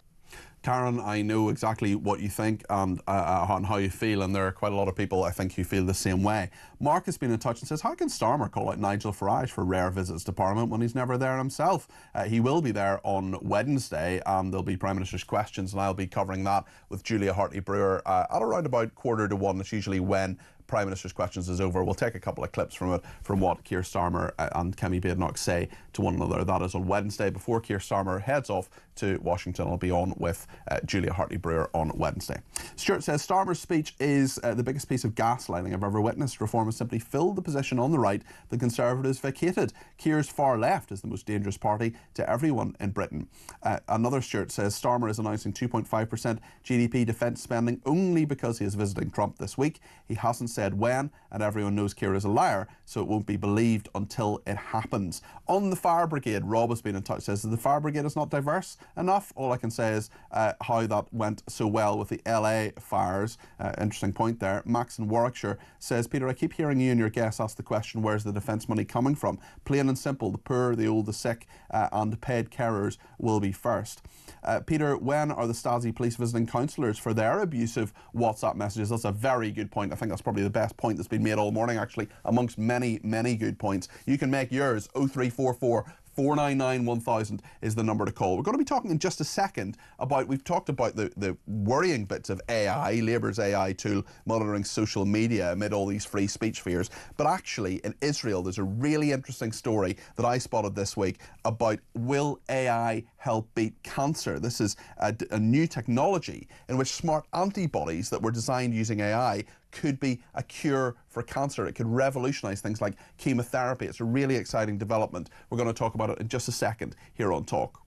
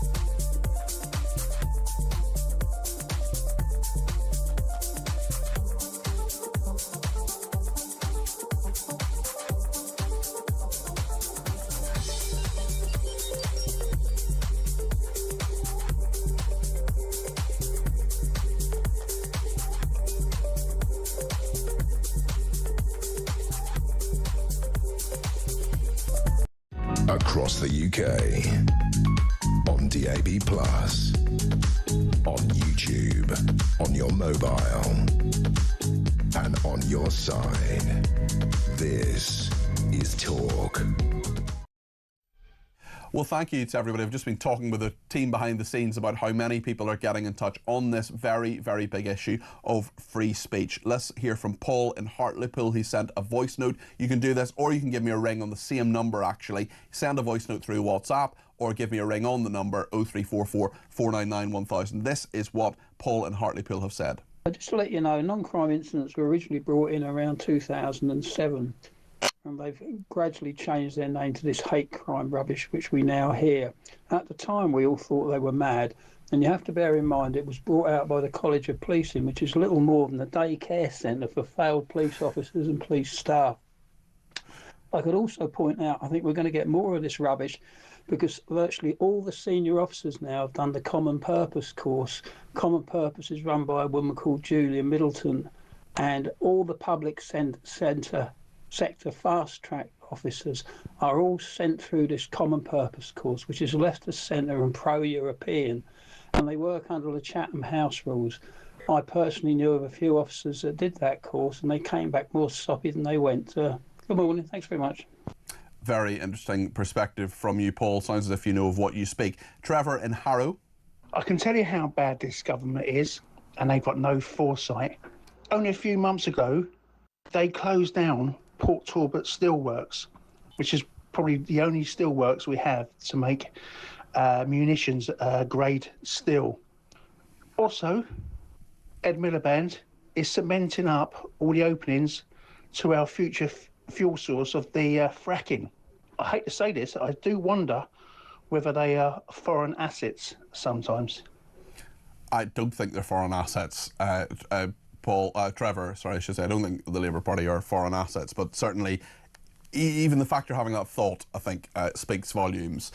Lots of people in touch. Maggie in London says, of course Starmer will come out with rubbish like that. He must know most of the country dislike him and the Labour Party. He won an election on lies and is continuing with the lies. He sees the rise of reform and it terrifies him. Who in their right mind would vote Labour again? We're just ordinary people worried about how he is taking this country. Well, listen, I promise you we'll come back to this in just a few minutes' time, but there's a really interesting story from Israel, actually. This is about AI, artificial intelligence. We've been talking today about the problems of AI and how it can be used to monitor social media. But if you've used it yourself, sometimes it can compose things, it can write things for you. I've used it a little bit in the book I'm writing at the moment, for example. But AI could be used for a very, very important purpose, which is perhaps even to beat cancer. There's a new Israeli design company, AI design company, which has succeeded in developing a new technology. Smart antibodies that have been designed using AI will be a cure for cancer. It's the first company to begin human trials with the antibody that was designed using AI in Australia and the United States. And the thing is that it doesn't harm healthy parts of the body as well. It sounds really interesting. I wanted to get a bit of information on that, which we're going to do now from Professor Yanai Ofran, who is the Chief Executive of Biologic Design. Yanai, thank you for joining me today. Just tell us about this and what it does. Thank you for having me. So I think you started off with the right comparison here. We are using to think of computational searches in terms of Google, for example, and this is how drugs were made as well, because in the classical way of making drugs, the search for a drug is basically taking a bucket of billions of molecules, and all drugs are molecules, and trying them out one after the other, hoping that one of them will do what you want them to do. So what you usually want your drug, which is a molecule, to do is to attack a cause of disease in your body. For example, identify a protein or a cell in your body that causes the cancer and attack that cell. Now, searching within a given bucket of solutions for the solution that is kind of like what you're hoping for is the old way of making drugs. What we're doing at Biologic Design is more similar to the concept of ChatGPT. In ChatGPT, you don't look for existing documents that have a certain piece of information you're looking for. What you're doing is you're asking the algorithm to draft a new document. In a very similar way, we're using AI not to search for an existing molecule, but to tell the AI algorithm we trained, we are looking for a molecule that will do 1, 2, 3, and 4. Can you come up with a molecule like that? And we designed a system that allows us to ask very peculiar questions and get very unusual molecules. And one requirement that we always have, we say we look for a molecule that does something unusual, but we want this molecule to look just like a human antibody. So when we put it into the body of a patient, the whole system will think that this is a human antibody. It will still have the capabilities that we want to fight cancer. So it's a sort of smart bomb, essentially, to go in and kill the cancerous cells. Right. So the molecule we ended up designing, the molecule that is now in clinical trials in Australia and the US, is a molecule that hijacks the line of communication between immune cells. One thing that the cancers do very shrewdly is to cause cancer cells, or cancer cells cause immune cells to not attack them. Yeah. They convince the immune cells that they are benign. And that's an incredible innovation. I wonder how soon, I know this is in clinical trials at the moment, if it is something that comes to fruition, how soon do you think it could be ruled out? Because so many people, and I've spoken to loads of viewers and listeners who go through things like chemotherapy, radiotherapy. It's a draining, horrendous, very difficult process. This sounds as if, I don't want to get ahead of myself, but it sounds as if it could revolutionise this. Right, it's very, very hard also for us not to get ahead of ourselves. Too excited. Right, so as we say, we have great news to all the mice in the audience. It worked well in mice, but to prove that it works well in humans as well, we have to try it very carefully and very slowly. And we start off by trying it on people who exhausted all other alternatives. Yes. And that's their only option. And we see among these people, obviously some of them are too advanced and we cannot help them, but about half of them get very clear benefit from this treatment. And some of them, we help them to the extent that we no longer see the disease. So in CT scans and other means of following up on them, the disease disappeared. So we have to wait. We only tried it on a couple of dozens of people, but if it pans out, we will get the permission to try it on people with even maybe less advanced cancer. And eventually, after several years of doing it like that, we hope we will get the approval to treat. Well, I wish you well in your work, Yanni. That sounds just absolutely fascinating, and we will, of course, keep a close eye on what you're up to. That is really, really interesting innovation and work there in Australia, in the United States, and where Yanni is in Israel as well. Professor Yanni Ofran, who is the Chief Executive of Biologic Design there. A very interesting story, just caught my eye this week. Pete is in South Wales and wants to talk about the fire brigade. Pete, you're very welcome to the programme. You've been a firefighter, haven't you? Yeah, I did 32 years in the fire brigade, and I'm sorry, but I have to say that I would never recommend it to any son of mine. And I say son because I'm sorry, but the rules were changed to allow ladies to join and made much easier. Now, somebody can call me misogynistic for that if they wish, but if you look at a fire engine and you look at the ladder on the top, it's called a Lacon ladder. It takes 4 strong people to put that up. And when you have somebody who isn't as well built and isn't strong enough, and they've been recruited, and it has happened, trying to put that ladder up, my word, it causes problems. Are there no? I'm just interested in what you're saying there. I'm not denying for a second the clear physical differences between men and women, but are there no women you ever worked with who you think were strong enough to be in the fire service? No. Wow. Okay. And when I joined the job, I was required. They weighed a bloke in front of me, 13 stone. I was required to carry him up 3 stories on a Lacon ladder. Now, he was attached to a safety device so that if I did drop him, he wasn't going anywhere. It locked. I had to carry him in through the window. Then we had a break. Then I had to carry him back down. Then I had to carry him around the yard, which is a substantial sized drill yard at the fire station where I did my training. Along comes Tony Blair, and he changes all that down to even that they made the lump hammers that we use. You know, you swing a lump hammer at the door. They made those smaller and lighter, so that, look, they then raised the retirement age. They recruited ladies, and then they raised the retirement age to 60 years old. Now, how many people listening to this program think that a 60-year-old lady is capable of jumping off a fire engine? Well, there may be 60-year-old women, there may be 60-year-old men who can do that, and I think there will be people who will call you a sexist, Pete, because you're saying no women ever should be joining the fire service. Let's put it this way: I haven't come across any, and what is the ones that have been recruited, there's been a lot of controversy, and the public are paying for a service and not getting it. Okay.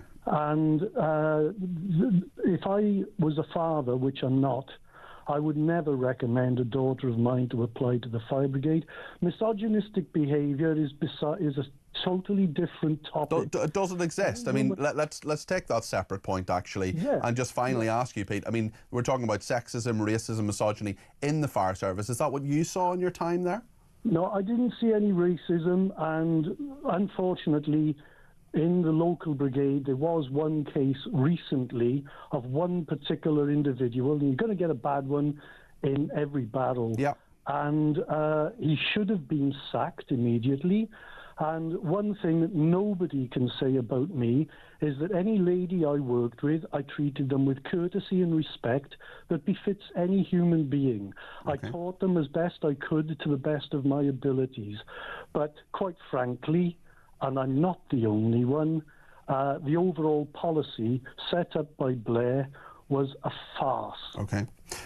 Pete, thank you for your thoughts there. Pete in South Wales, I wonder what other people think about that. 0344 499 1000. Plenty of people getting in touch on reform as well, and what Keir Starmer has said. We'll remind you of that in just a second, and we'll be speaking to Richard Tice a little bit later on in the programme. We'll take some more calls in a minute here on Talk.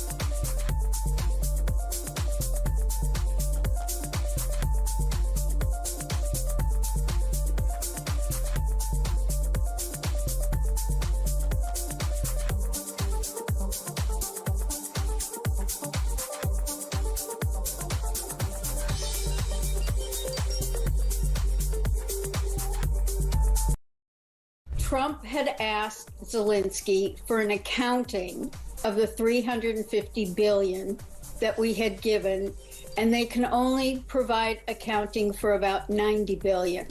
Well, that raises a big question, especially with what's going on with Doge and Elon Musk discovering all sorts of fraud and waste and recirculating money to where it maybe shouldn't go. Donald Trump plays a long game. Across the UK, on DAB+, on YouTube, on your mobile, and on your side. This is Talk. Well, thank you to everybody who has been in touch, including Robert has sent me a voice message in regard to just what we were talking about a second ago in regard to the fire service. This is what Robert has to say. Under manual handling regulations, you can discriminate against male and female. Great show. Cheers. Thank you. Short and sweet there. Also, reform, very interesting today. Keir Starmer has been in Glasgow talking to the reform conference on this. We'll hear what he has to say in just a second, but Paddy in Colston has been in touch on this. Morning, Peter. Patty from Colston.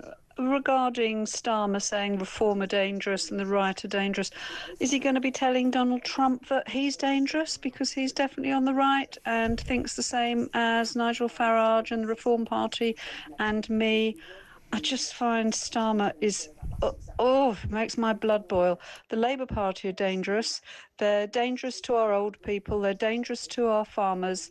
They're dangerous to the whole country in terms of changing our way of life, shutting down our freedom of speech, locking people up for thoughts and words, hurty words. I just think I cannot wait for the 4 years to pass and we can get rid of this absolutely dangerous Labour Party that is ruining our country, our economy and our way of life. Thanks, Peter. I'm a little wound up. Paddy, I'm a little wound up as well. I love this job for lots of reasons. It's a really, really good job and I love doing it. And one of the reasons I love doing it is because you tell me things and give me suggestions that I haven't thought of and that they're really zinger points. And there was a zinger point in that from Paddy when she said, hold on a second here, is Keir Starmer going to say that Donald Trump is dodgy right-wing politics? Is that something we need to be worried about? Well, let's just remind ourselves, first of all, Paddy, that was a great point. There have been a number of really good points made today, and thank you to everybody for them. Let's just remind ourselves on what Keir Starmer has been saying at the Scottish Labour Party conference this morning. If we don't show a path to the future, others will fill that void. In fact, they already are. A dangerous right-wing politics, even here in Scotland, that will say they are the ones who can tilt politics towards the interests of working people, even as their proposals do precisely the opposite. You want to know what Farage and Reform are doing on their rare visits to Parliament? They're voting against our Employment Rights Bill. They talk the language of workers' rights online and on the doorstep, but they voted against banning fire and rehire. They voted against scrapping exploitative zero-hour contracts. They voted against sick leave and maternity pay. And what about the NHS? They want to charge people to use our NHS. They claim to be the party of patriotism, but they're fawning over Putin. No, they are not the answer for working people in Britain. And they are not the answer for Scotland. Yeah, I really want to know the answer to the question. Does the Prime Minister think that Donald Trump represents dangerous right-wing politics? Or not? Maybe he represents right-wing politics that aren't dangerous. Interesting question, and it's one echoed by Len in North Wales, who says, "Hi Peter, great show. Starmer in Scotland has said that Reform UK is right-wing and dangerous. Will he also tell Trump in the US on Thursday that Trump is right-wing and dangerous? I think not. Is this two-tier Starmer again? Two-tier Keir again?" Well, very, very interesting. Let's speak to Mark in Lincolnshire. He's giving me a ring, 0344 499 1000. Mark, what do you make of what Keir Starmer has been saying in regard to reform? Hi there, Peter. Hi there. Hi there, mate. Yeah, basically, I mean, to be honest, I did actually predict this back when he took office, that this would happen. This will only get worse over the next 4 years, Peter. They will go the exact same route that we've seen in France and Germany. They will try to remove reform from the equation, basically. And the scary thing about that is that the Conservatives will back them up on it, because they're as big a threat to the Tories as they are to anybody else, as we know. And the Tories will be all too willing to get rid of that challenge to their power, because the establishment, they must keep the power within themselves. You know, the two-party state, it has to be within themselves.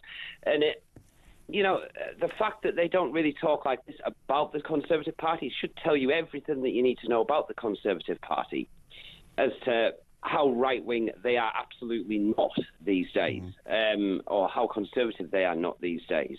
Because, what Reform are really talking about are just majority working class and even, to some extent, middle-class issues. Straightforward issues, Mark, that a lot of people would want them to talk about and would want the kind of common sense issues that often just don't get debated. Well, we'll stay tuned, because we're talking to Richard Tice a little bit later on in the programme. We're going to talk about Ukraine as well. But Mark, for the moment, thank you. That's Mark in Lincolnshire. Just before the 12 o'clock news, I want to get Georgina in London in. Georgina, you're very welcome to the programme. What would you like to say? Hi, Peter. I think it's very unfair for Keir Starmer to brand Nigel Farage as far right, as this is totally not the case. In fairness, he hasn't said far right in regard to Nigel Farage today, but he has talked about a dangerous right-wing politics. Exactly. Well, that's what I mean. It's the same thing. Yeah. If having a love for your country and wanting only the best for its people is right or far right or dangerous, then I would be proud to wear that badge as a wife and mother. I'm not a politician. I don't have the relevant qualification to make judgments in the House of Parliament or to change the running of the country. But our politicians have, or they should have, those necessary qualifications to be our voice, because we're having our voice taken away. They've got to be our voice and make changes on our behalf. Our voices have been dimmed down to less than a whisper now. What we once saw was England's green and pleasant land with its cup overflowing with our heritage and culture is merely a husk of what it used to be. We can't afford to pay our bills, fill up our car with fuel. We have a serious migration problem, and we're getting involved with wars that are going to absolutely ruin our economy. All we want is harmonious integration without an ethnic segregation. That's all any population wants. Georgina, I think a lot of people will agree with you, and certainly you mentioned that point in regard to war in Ukraine is going to be the next thing that we talk about. Simon Diggins and Mary Dejevsky will be with us after the news, and there are a lot of points that I want to make in regard to what we do, what Russia has actually done or not done. I mean, they're occupying about a fifth of Ukraine at the moment. Has there been any sense of what they have done that has given any indication that they want to take over the rest of Europe? I just don't think there has. We'll talk about that, and also the ambitions of Trump and what he wants that peace to be. It's going to be a really, really big week in regard to how Europe looks. We'll also hear from Richard Tice, the Deputy Leader of Reform UK, in just a few minutes' time as well, and get your voice on the air too. You know the number by now.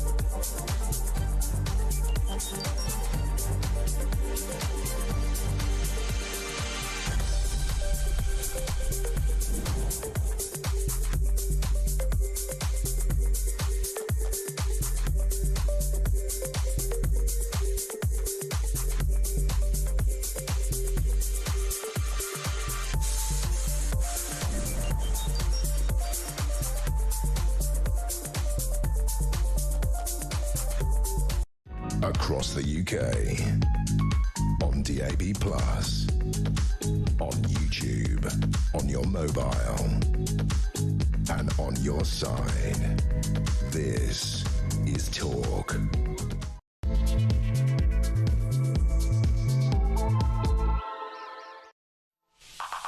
Good morning. morning. This is Talk. I'm Peter Cardwell here for the next hour. Loads to discuss. It's been quite a dramatic morning, actually. Lots happening. Big story about free speech, which we've been talking about. This is a woman who had a knock on the door simply because, and I can't really, it's such a straightforward story. I can't really simplify this anymore. She wrote on Facebook that a local councillor should resign. Local councillor involved in a controversy. She said that he should resign. Knock on the door from police. No crime had been committed. There was no suggestion a crime had been committed, but nonetheless, they came to your door. Shouldn't they be out catching criminals? I think they probably should. Is free speech under threat in this country? I think it is, but let me know your thoughts. 0344 499 1000. We'll talk about Ukraine in a second and exactly what is going on there and really what Russia's intentions are. And specifically, huge week as well. Starmer is going to be in Washington talking to Trump. The diplomacy happens day by day. We'll hear from two very sensible, wise-headed commentators, Mary Dejevsky and Simon Diggins, in just a second. We'll take as many of your voice notes, calls, messages as we can get on the air. There's a lot to get through in the next hour. It's going to be absolutely packed, and we're going to talk to Richard Tice as well, because Keir Starmer says Reform UK, said this morning, he said Reform UK represents dangerous right-wing politics. What do you think of that? Let me know your thoughts. 0344 499 1000. You can text me on 87222 with the word talk in your text. You can tweet me at talkTV, follow me at Peter Cardwell. You can send me a voice note on 0344 499 1000. Same number for WhatsApp text messages or to give me a ring, and we'll take plenty of calls as well between now and 1. Loads to discuss here on Talk.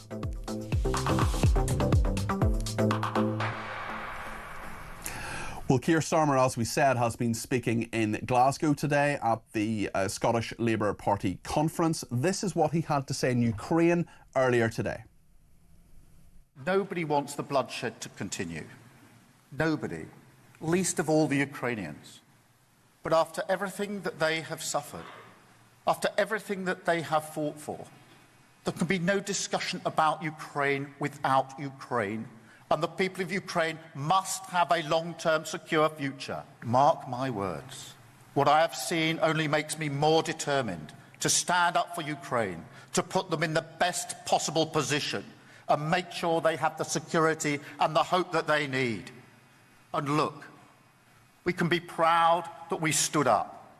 I'm proud of the thousands of British families who opened their homes to fleeing Ukrainians. I'm proud that the yellow and light blue flutters on village halls the length and breadth of these islands. And I'm proud that we've shown once again that we are a nation that will not be cowed by threats or tyranny.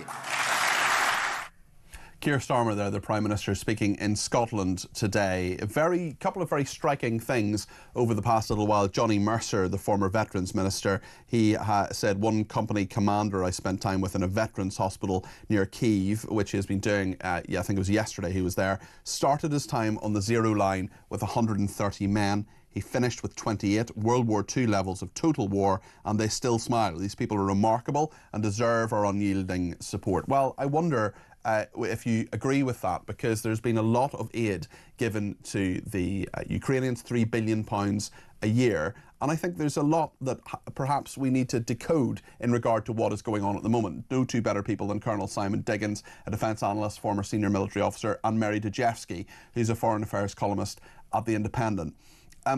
Simon, one perhaps misconception, maybe it's not a misconception, but I just want to ask the question, Simon, about Russia and what its actual aims are in Ukraine, because they occupy something like a fifth of Ukraine at the moment, we're told. But apart from the long Russian convoy that appeared to be heading for Kyiv, which some military experts called a feint early on in the war that we remember, what intention, if any, has Russia actually shown that it intends to occupy all of Ukraine? I think the answer to that, it doesn't want to necessarily occupy the whole of Ukraine. What it did want, or still seeks, is a Ukraine that is essentially subordinate to Russia. I mean, there is a sort of great Russian ideology out there which talks about the three Russias. What we understand as Russia proper, Belarus, who are the white Russians, and then the Ukrainians, and they call it Novorossiya. And so they have a sort of sense that they're all basically one group of people. But the key thing is that they all look to Moscow for their direction. So the idea of them being independent is essentially anathema to those great Russia ideologues. We've already seen what they really want is what's going on already in Belarus, where Belarus essentially is subordinate to them. So that's what they needed. So they did try and have a coup d'etat to overcome the government in the first stage of the war. But what they're really after is a Ukraine that essentially bows to them. And this fits with their wider geostrategic political view, which talks about the idea of spheres of influence and everything that goes with that. And they're talking about the whole, basically, of Eastern Europe being under their sphere of influence. So that's kind of how they look at the world, which is why we're seeing, in terms of the peace negotiations, or whatever we're going to call them, let's call them the ceasefire negotiations at the moment, a restatement essentially of those things. Ukraine not part of NATO, Ukraine effectively disarmed, and that's kind of a new election where presumably Putin hopes somebody who is more, should we say, friendly towards Russia and Mother Russia would come to power. So I think that's what's behind all this. Mary, it's interesting that there just seems to still be this view in many international thinkers that Putin wants to take over all of Ukraine, that he, almost like JFK, all the world is at stake in Kyiv, or all the world is at stake in Berlin, as JFK said. And that, to me, anyway, just doesn't seem to be the case. I wonder, given where we are now, and given how Putin is, to some extent, weakened militarily, but has a lot of fight still in him, how you think negotiations will go and what he might accept? Well, could I just dissent a little bit from what just been said? Because I agree that Putin has no intention of going beyond, certainly not even of going up to Kiev. But the point here is not about any sort of great Russian imperialism or any Russian idea. It's about Russian security.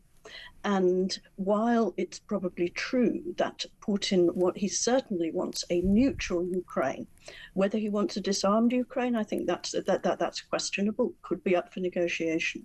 But what he wants is a Ukraine that he and Russia don't see as a threat, as being a sort of proxy for NATO and the West. It's about security. It's not about anything else at all. And that's where the negotiations are going to have to concentrate. Is this just about, Simon, do you agree that this is just about security? Well, it is and it isn't. I think the question is whose security and how do you look at security? And I think that's probably where Mary and I would probably agree. But Putin has got a view based on his experiences during the Cold War of what Russia needs for security. And this is not new. I mean, the Cold War for them and what that gave them in Eastern Europe, this whole kind of glasses plate of countries who looked to Russia for their security and basically prevented what they saw as Western aggression is there. It is undoubtedly true that they want security, and that's a perfectly reasonable thing to do as a country. But the way he goes about it is a way that Stalin would recognise, but it's not one that fits with independent countries making their own decisions. There's a lot of debate about what did or did not happen with NATO after the end of the Cold War. But the point I often make on this one is actually these are independent countries who made up their own mind. And again, I'll use a quotation I've used before on talk, and forgive anybody who's upset with it. When the Poles were asked, why did you join NATO? It was very straightforward. They said it's to kick a repeat rapist in the balls. Those are the words they used. And that's what they were trying to do. That's why they've joined NATO. It's not because NATO has a sort of mind of its own, wanted to expand and confront Russia. They joined it because they wanted to make sure that Russia could not do what it's done to them countless times over the centuries and invade them at will. And I think that's something which we need to take into account. Ukraine is also an independent country, which also wants its own security, and it does not feel that security can exist if Russia basically treats it as a satrap, which it can invade and neutralise at will. I think that's the difference between the two things. We're both talking about security, but their perception of security and I think our perception of security are different. Mary, just this week we are going to have a lot of diplomacy continuing to happen. What influence, if any, do you think Macron, the president of Poland, Keir Starmer, is going to have on Trump's thinking, especially when his view appears to be, although he's said that Zelensky could play some role, is almost a direct negotiation between his people and Putin's people, if not the two men directly themselves?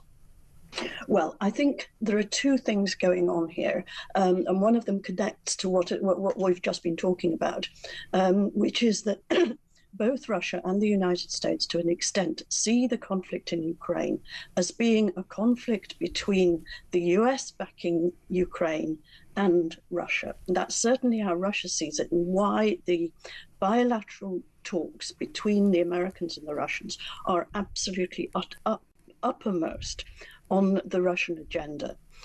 Ukraine is in the middle here. And my view would be that Russia wants security guarantees of its own, and that Ukraine is not going to be secure until Russia feels secure.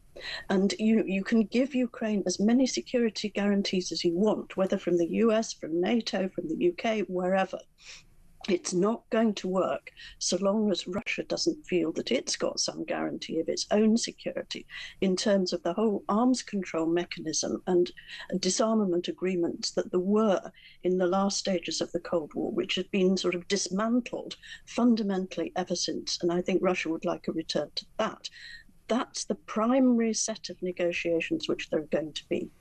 Then there'll be negotiations on Ukraine, and I think that Ukraine will be involved in those. The idea that Ukraine is going to be talked about without Ukraine, that's not going to happen. It's just going to be in a slightly different format from what's going on at the moment. Mary and Simon, what I quite like to do, if you're both around, is I'm presenting Drive on Thursday. I'd like to continue this conversation then. We've got to leave it here for the meantime, but it'd be lovely to have you both back on, especially given that so much is going to have happened between now and then. And Starmer is going to be in Washington that day, so the team behind the scenes will give you a ring about that and see if you're around on Thursday, because I'd love to get your take, not just today, but there's going to be a very, very busy 4 days. But for the moment, thank you both very much. Simon Diggins is a defence analyst and a former colonel actually in the army as well, and Mary Dejewski, foreign affairs columnist at The Independent. As I say, I'll be presenting Drive on Thursday and Friday between 4 and 7, and hopefully, if they're around, we'll get Mary and Simon on Thursday to decode what is happening. They're quite the team there. I want to take some more voice notes. There are so many voice notes coming in, and thank you to everybody who is sending them. This one from Ian in East Grinstead. You know what? They should auction seats off to the Starmer when he meets Trump. I think it'll go for a lot of money. I mean, I would pay to go and see the weasel Starmer being told how it is by Trump, whether you like him or loathe him. Trump speaks his mind and will put Starmer, who's completely spineless, in his place. I wonder what that would auction for.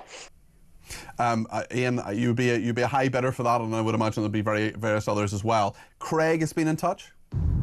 We seem to have redefined what far right means in this country, and I think it's about time we rebalance that seesaw with an equivalent definition of far left being normalised. Thank you for that. Lots of texts as well. Let me read one of these from Sean in Grimsby. He says, as an ex-soldier, the war in Ukraine has to stop. Anyone who thinks it's a good idea to continue it has never picked up a rifle, been in a battle, or seen anyone blown to pieces. I advise those who do go to Ukraine, fight for a few months and then come back and tell us it's a good idea to send our kids there. Roy says, I recently attended a Reform Party meeting. You couldn't have met a nicer group of like-minded people. Starmer and his left-wing party are far more dangerous to this country than Reform UK, says Roy in Gloucester. Diane says, do you not think the Prime Minister's speech is inciting hatred within our society? Steve in East Yorkshire, at this time and with the country declining fast, I'd rather have a dangerous right-wing government than a dangerous left-wing government, which is what we have now. That's Steve in East Yorkshire. And Elle has been in touch, and this is about Israel, and she says, for over 16 months, I've not only been hurt and distraught, but I've been so angry. She sent me quite a long message, but I can only read out a bit of it. For some background, I am an Israeli-born British Jew. I've lived in the UK most of my life and I've been a public servant for most of my career. The 7th of October massacre ripped through my core. So many innocent Israelis have suffered horrendous injuries, now without limbs, but despite all this, the people of Israel will survive, as they have done for thousands of years. Keep fighting for the good, Peter. Thank you. That is Elle there on Twitter.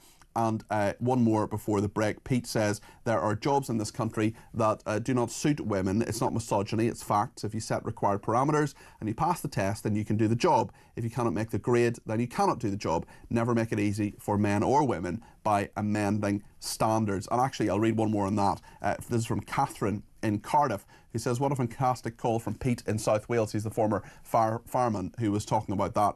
The problem today is that nobody is allowed to say what we all know is a fact. Most men are physically stronger than most women. Of course, there will be exceptions to the rule, and there are jobs which are better suited to most women than to most men. Lives are put in danger by the ludicrous equality laws, says Catherine in Cardiff.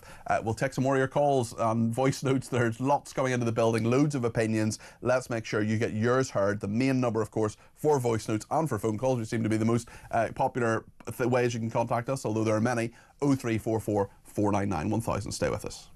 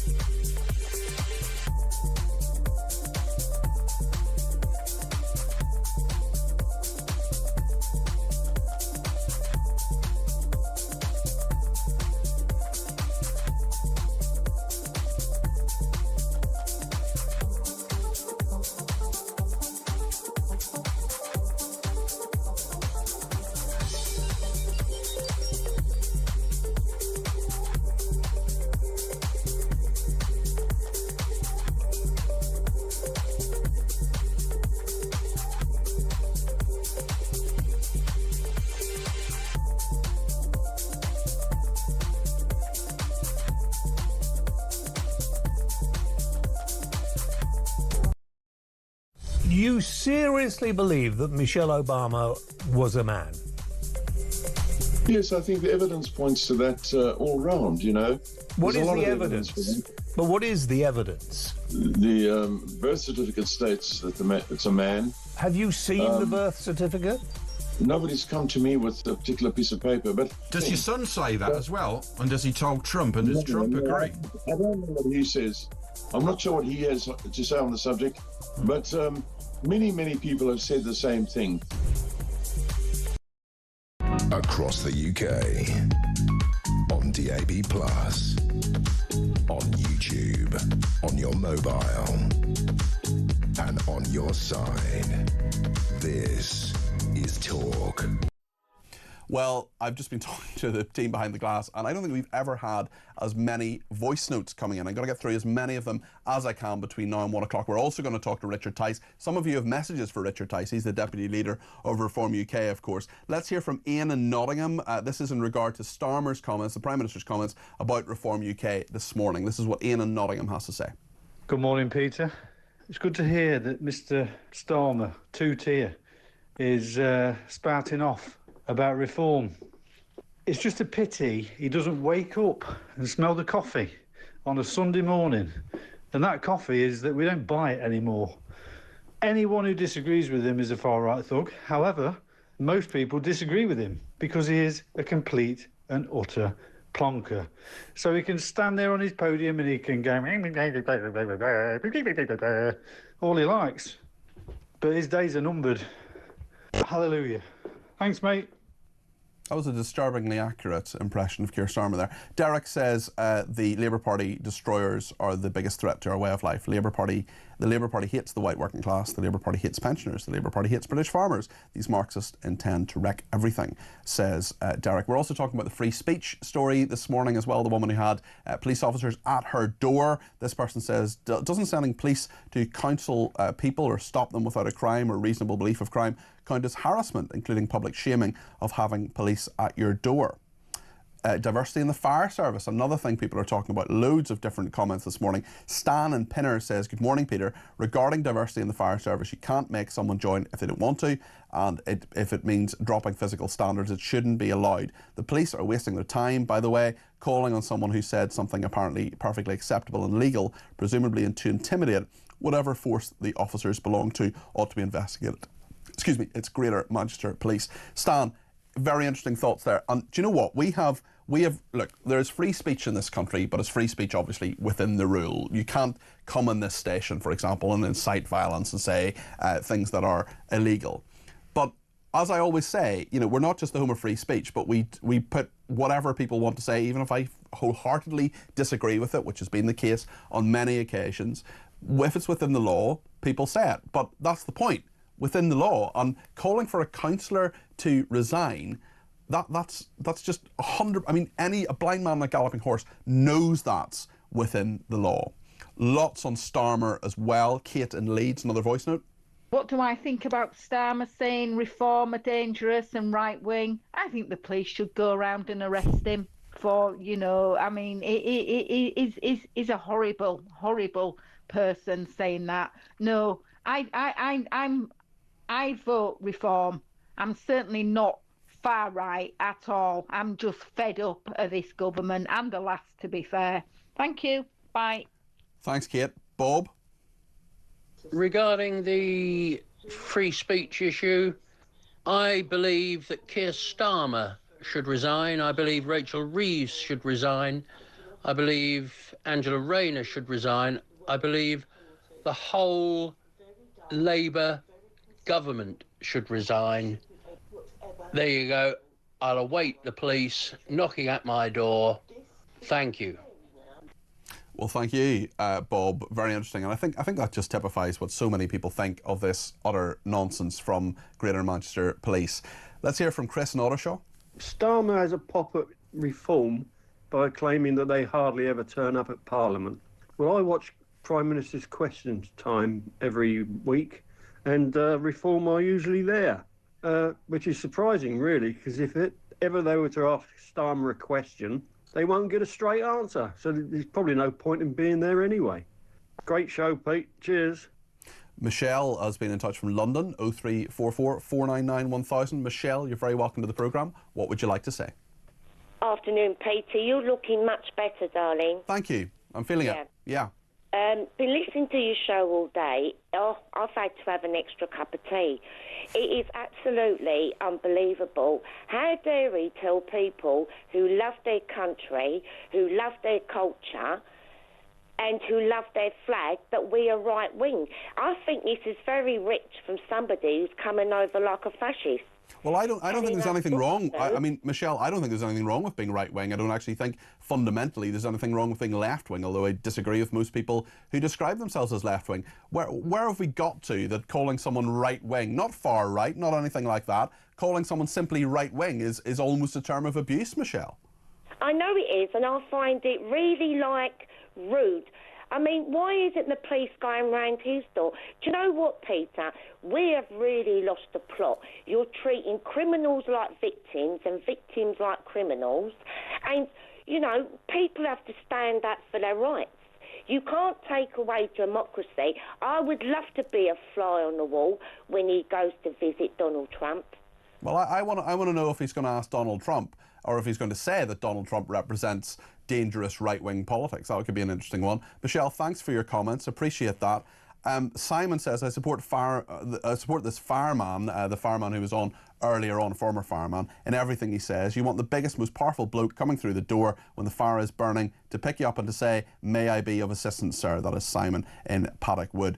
Justin says, what a stark contrast between Western liberal democracy and theocracy, that whilst the latter butcher innocent families and children, the former are advancing cures for cancer. Very interesting thought there. Robert says, by Starmer calling reform far right and dangerous, he is highlighting his own failures and making the title far right a badge of honour. Under Starmer's labelling, I'm proud to be far right. Well, Robert, he didn't say far right today. It should be said that he specifically said a dangerous right-wing politics. So he hasn't used the phrase far right to describe reform, just for accuracy's sake. Jane says, why do all these people do reports and everything, and if they're in charge of it, why don't they just do it instead of talking about it?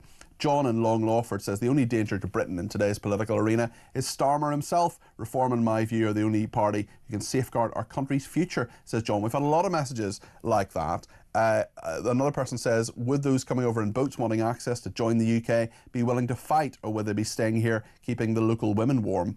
Paddy this person, Sally, has said the money comes from rapid arms production here to boost our economy, not China's. And David says, where does our government borrow this money from? Even the World Bank belongs to some country. Do you know where? You can't say. It's not that I can't say, David. Money can be created. There can be quantitative easing. We can borrow it from other countries. It does exist. There are always people who want to lend it to us, and there are countries like, a number of oil-rich Middle Eastern countries that would very happily lend it to us.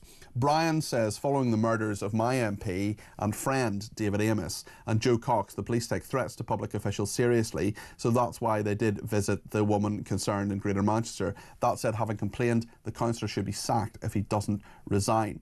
Robbie says, one more before the break, and then we're going to talk to Richard Tice, the Deputy Leader of Reform UK. Robbie says, regarding the diverse fire service, you will always get outstanding women and men in all aspects of the emergency services, of which I am a member, but some men and women are less able and less willing to get involved in the meat of the job when it's required. So really, it doesn't matter who turns up to put out your fire. They will either be absolutely brilliant or adequate in doing it. It's the nature of the job and happens in all workplaces.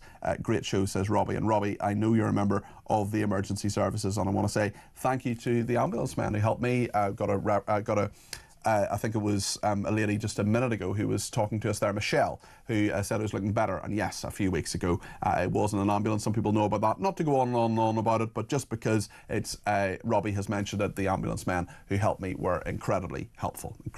Good people, good fun as well. Actually, it was kind of weird. Actually, I was having my ECG done, my chest thing, and we were sort of joking, and I was sort of saying, don't be jealous of my torso and all the rest of it. It was quite funny. We're going to talk to Richard Tice in a second. He is the Deputy Leader of Reform UK, and lots of people have messages to him. I'm going to play Becky's message to him because she really typifies what a lot of people are thinking and saying. I'm going to replay what Keir Starmer has said at the Scottish Labour Party conference today as well. Lots to discuss in the next half hour between now and 1 o'clock here on Talk.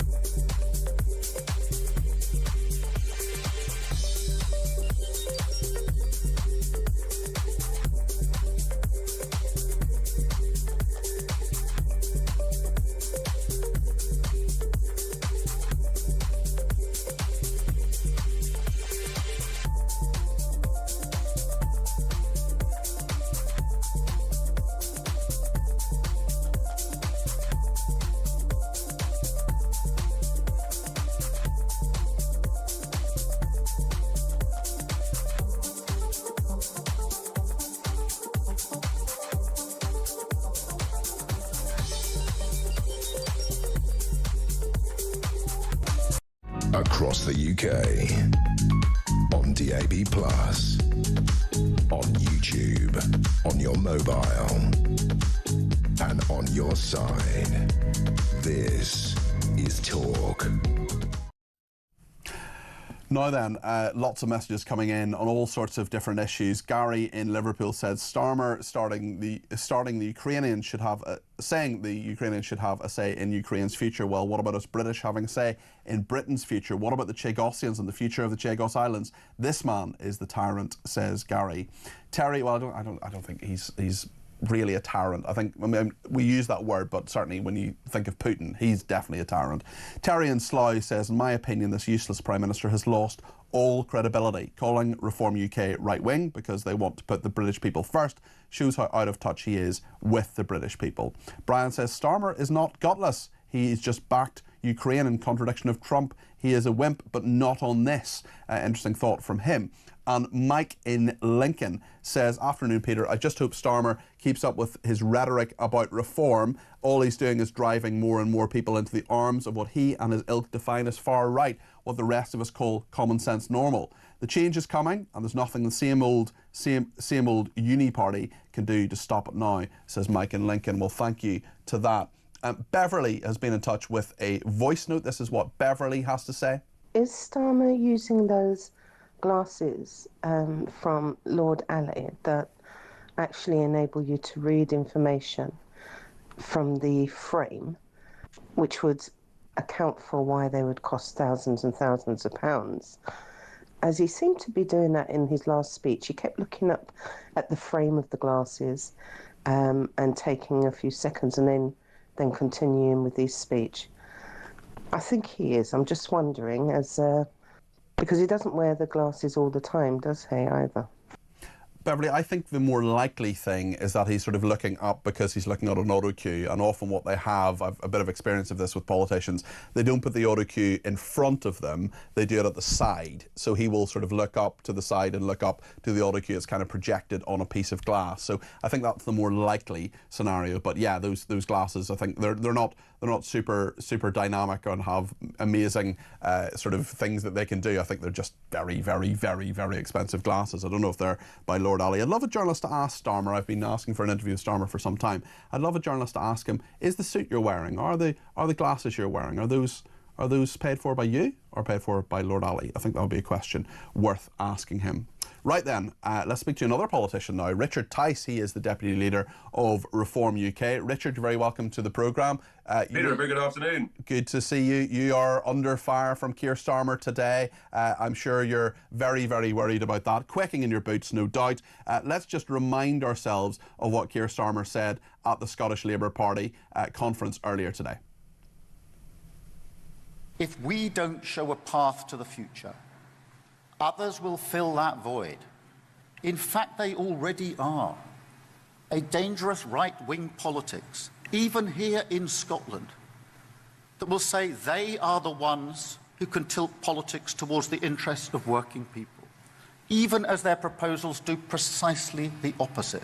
You want to know what Farage and Reform are doing on their rare visits to Parliament? They're voting against our employment rights bill. They talk the language of workers' rights online and on the doorstep, but they voted against banning fire and rehire. They voted against scrapping exploitative zero-hour contracts. They voted against sick leave and maternity pay. And what about the NHS? They want to charge people to use our NHS. They claim to be the party of patriotism, but they're fawning over Putin. No, they are not the answer for working people in Britain, and they are not the answer for Scotland. That is Sir Keir Starmer. Well, Richard Tice MP, Deputy Leader of Reform UK, is with us. Do you represent dangerous right-wing politics?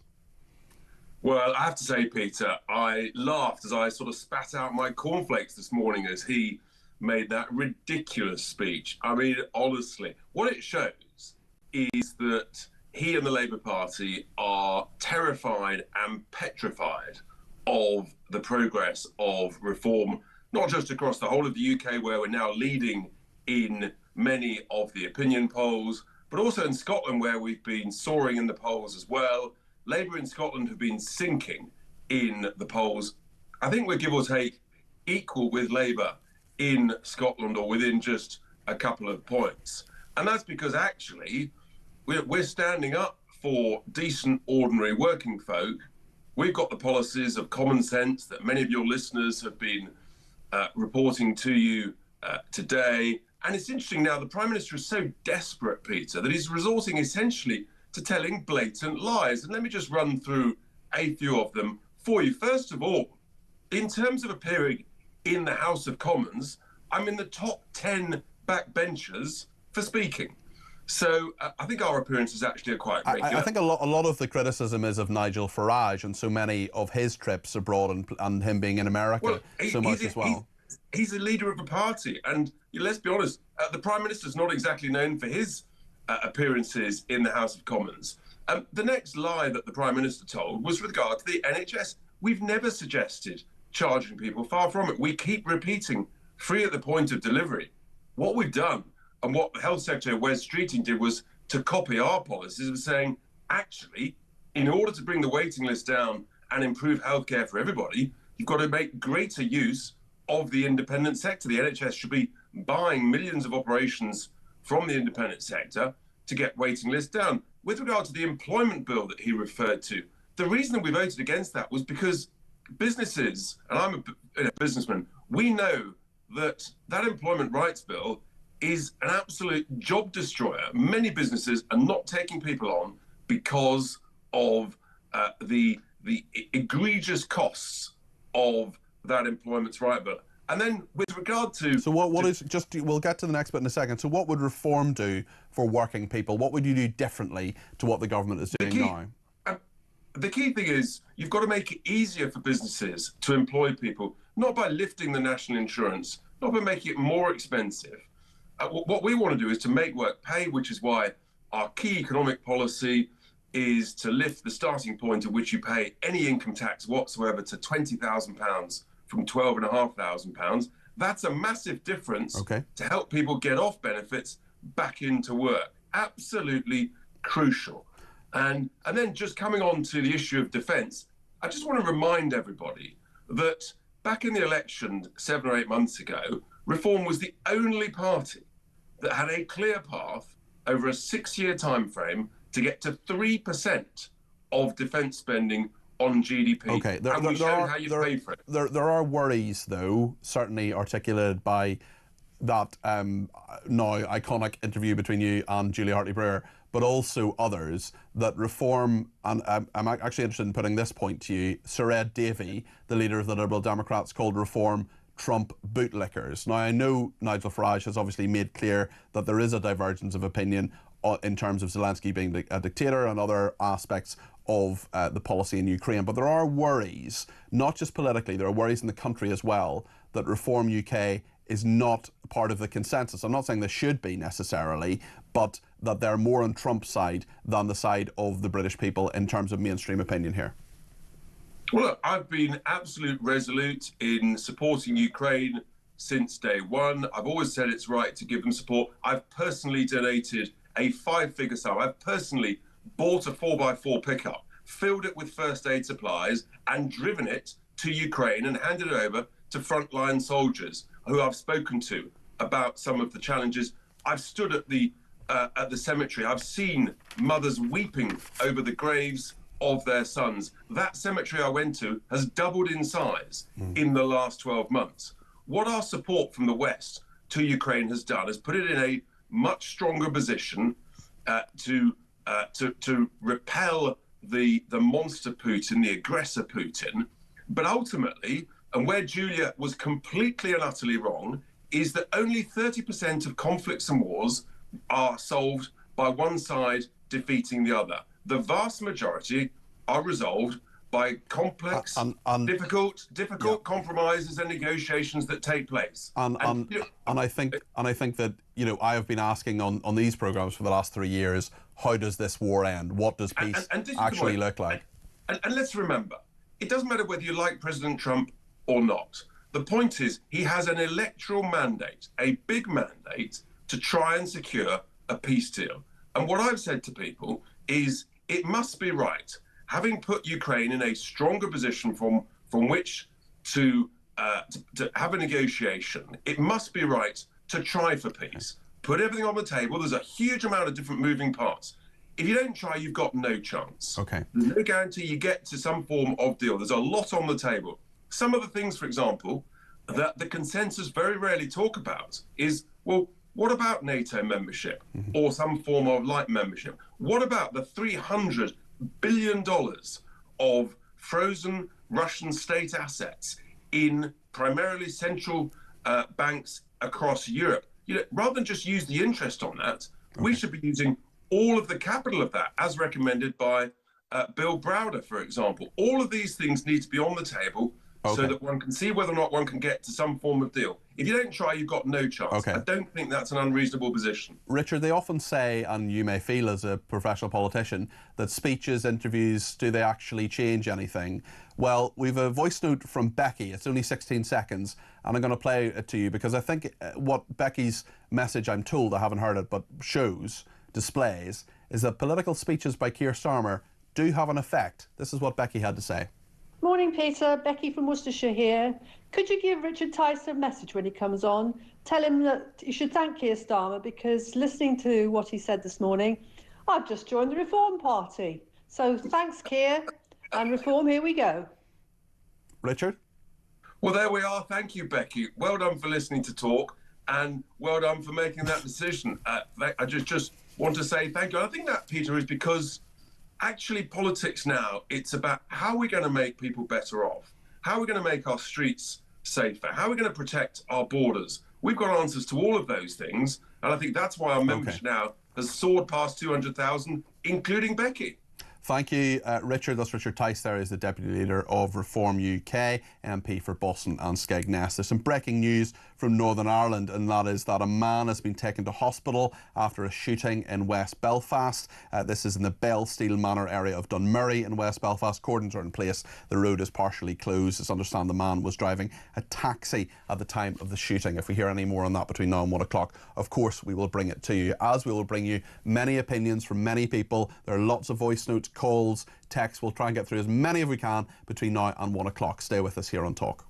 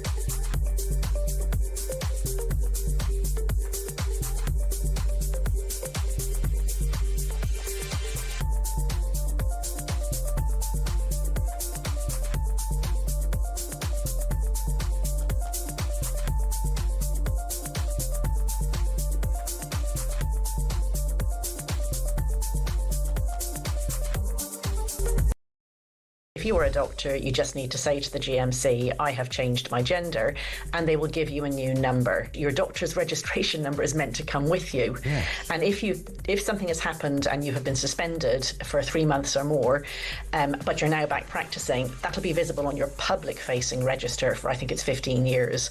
But not if you've done this process of telling them that you've changed gender. This isn't actually about trans particularly, it's really about a loophole. And we know what sort of person uses loopholes. Bad people.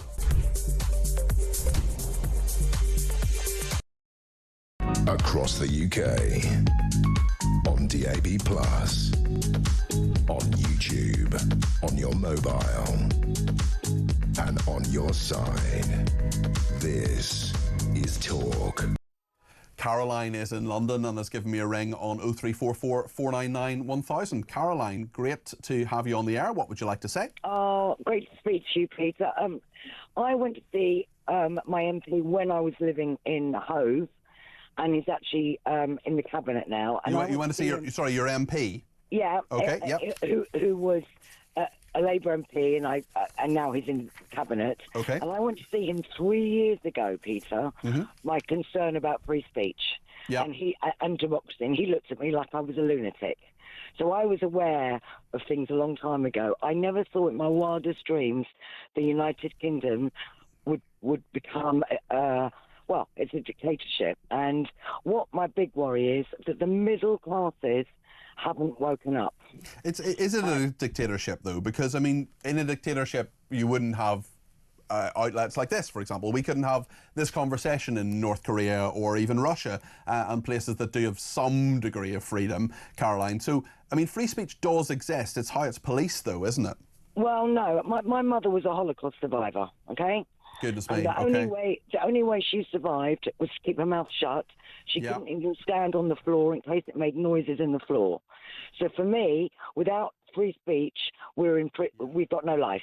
I'm so sorry to hear what your mother went through. Did she live a long life, and did she tell her story?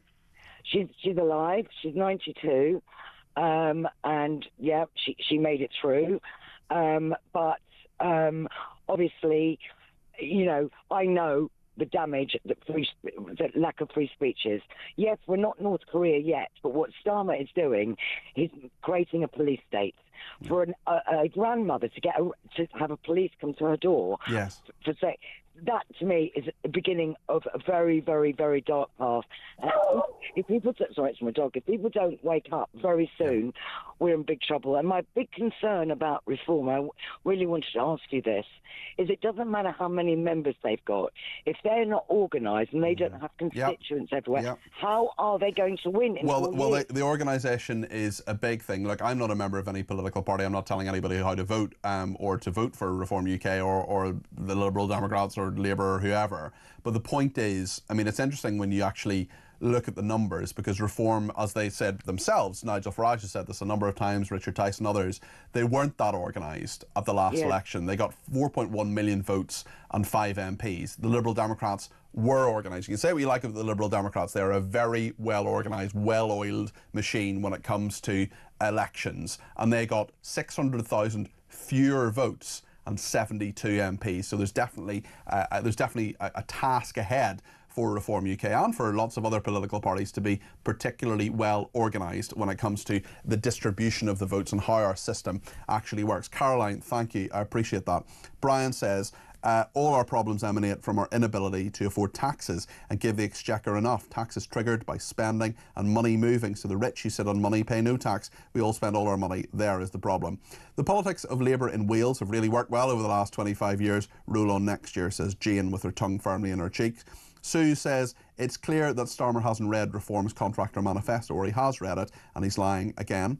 Afternoon, Peter. The only way I can articulate Starmer's speech today is he comes across like a frightened, nasty little snitch. And no one likes a snitch, and that's all I can say. Horrid little man, I await the thought police. Chris and Devon says, I would just like to say, I can't believe how stupid the British public are, voting for the same failing parties, Labour and then Conservatives, swinging to the left and right that constantly make a hash of things. It's time the British public voted for the country to go into a new direction with Reform, a party who will look after Britain and the British people. Lots of support for Reform UK today, and lots of lack of support for Keir Starmer. If you disagree with any of that, that's also fine. We have another 10 minutes to go. 0344 499 1000. Let me know your thoughts.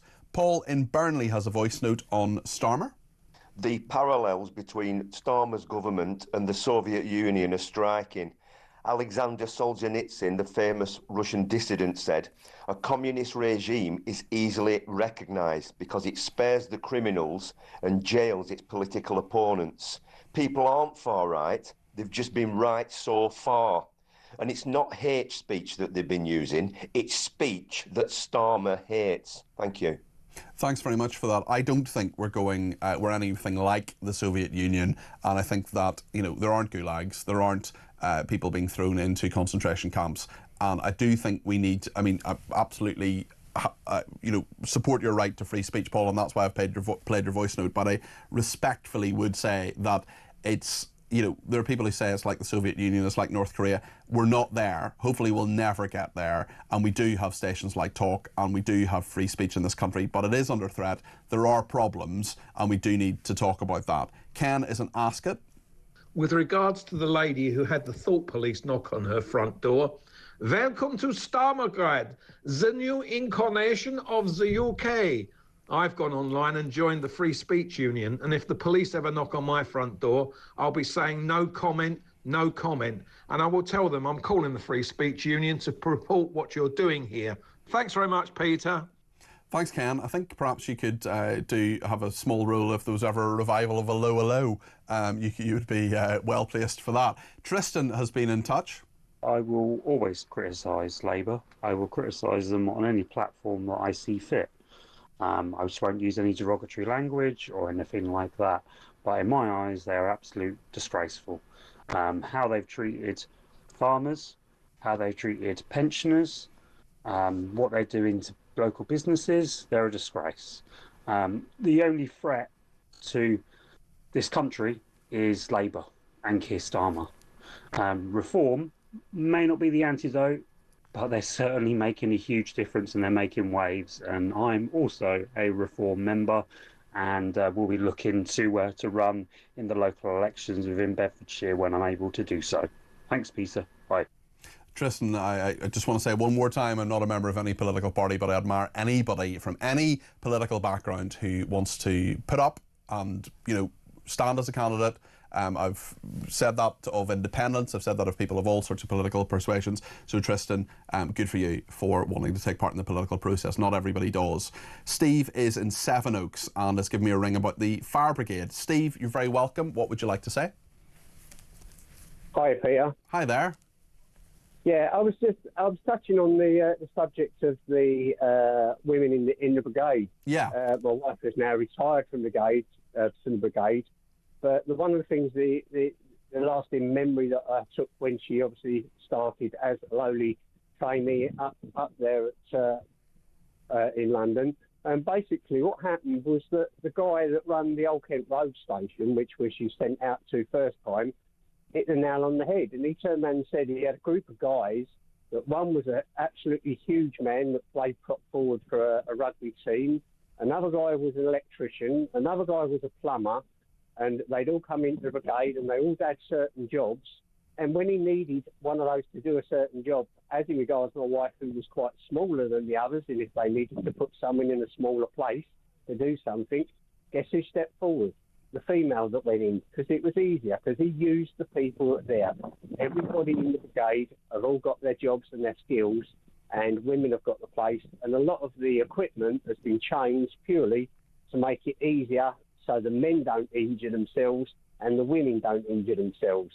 And so lots of things. I was listening to the guy that actually talked about carrying someone up a ladder. I don't know whether he misspoke, but basically, normally what you do is you do the carry down from a tower, because the bottom line is who carries someone into a fire. No, you actually take them. I think he was referring to some of the training tasks that were done sort of before, years ago. The training task, which is basically they're using what they call an ogle dummy now, which is a 12-stone equivalent, which is actually heavier, and obviously you don't really want to be dropping someone if you can help it. But women, just say, successful career.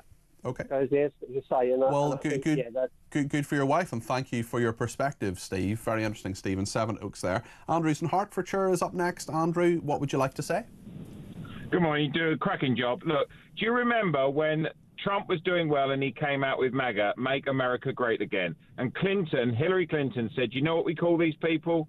Deplorable. Yeah, and I remember that. Yep. Yeah, she identified 90% of the population who didn't say they wanted to be with Trump. They knew that they were with him because she insulted so many people. He didn't get 90% of the vote, but she certainly was referring to many millions of people who she referred to as deplorables, and many people think that's actually when she lost the election. And do you know what Starmer just did? He's done exactly the self-same thing. The arrogance of that man, he's just identified millions of people in this country have gone, well, hang on a minute. If I'm right-wing and he doesn't like me, where do I go? It's reform. He really genuinely has just written the manifesto for reform. They just have to get organised, get in a straight line. It's amazing. It's a really dumb thing to do. it's a very interesting perspective, Andrew, and I do think politics is changing in this country. It'll be really interesting to see what the reaction in the polls will be to that, if anything. Certainly Reform UK has a few more members today. We've heard from people who have let us know. I wonder how the Labour Party is reacting to that, and I'm sure we'll reflect that over the next few days here on Talk as well. Should say I'm actually not here tomorrow and Tuesday, but I'm back on Wednesday with Julia Hartley-Brewer at around sort of 12:45. I'll talk about Prime Minister's questions. I'll be on with Jeremy as well later that day. I'm presenting Drive on Thursday and Friday between 4 and 7, and the usual weekend shows next weekend as well from 10 o'clock on both Saturday and Sunday. Jason in the Lake District says Reform should start showing Starmer's lies in their social media. He's lied about almost everything and he loses any credibility based on trust. Richard Tice should be highlighting it even more. Video after video about not putting council tax up, supporting our farmers, national insurance, etc. S in Hertfordshire says Starmer's demeanour appears to be that of a very scared person. With regard to their policies, this government seem to be doing the polar opposite of what people need and want. Stop world, let me get off. Paul says, Peter, the problem all countries that become police states is when they have a voice, such as journalists bury their heads in the sand. Brian says we are a democracy, so the 49% must adhere to the 51%. Unfortunately, the 49% don't stop bleeding about it. Lee says the workers' rights Starmer is talking about in the public sector, not the private sector. This is not the top of people's concerns in this country. Well, listen, it has been quite a show today. There have been loads of people who have got in touch. I'm really sorry to the callers, the texters, and particularly voice notes. We had loads of voice notes today, and we couldn't get them all on. So I do apologise for that.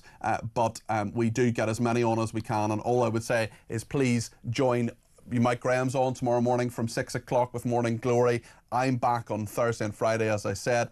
Also, you can hear the Sunday session with Sam Matterface and Perry Groves live from Talk Sport in just a few minutes' time. They'll have all the latest from both of today's Premier League matches, including Manchester City versus Liverpool at 4:30. Plus, they'll keep you up to date with the latest from the Champions Trophy cricket, Six Nations Rugby, Super League and PGA Tour Golf. You can, if you're watching on the screen, however you are watching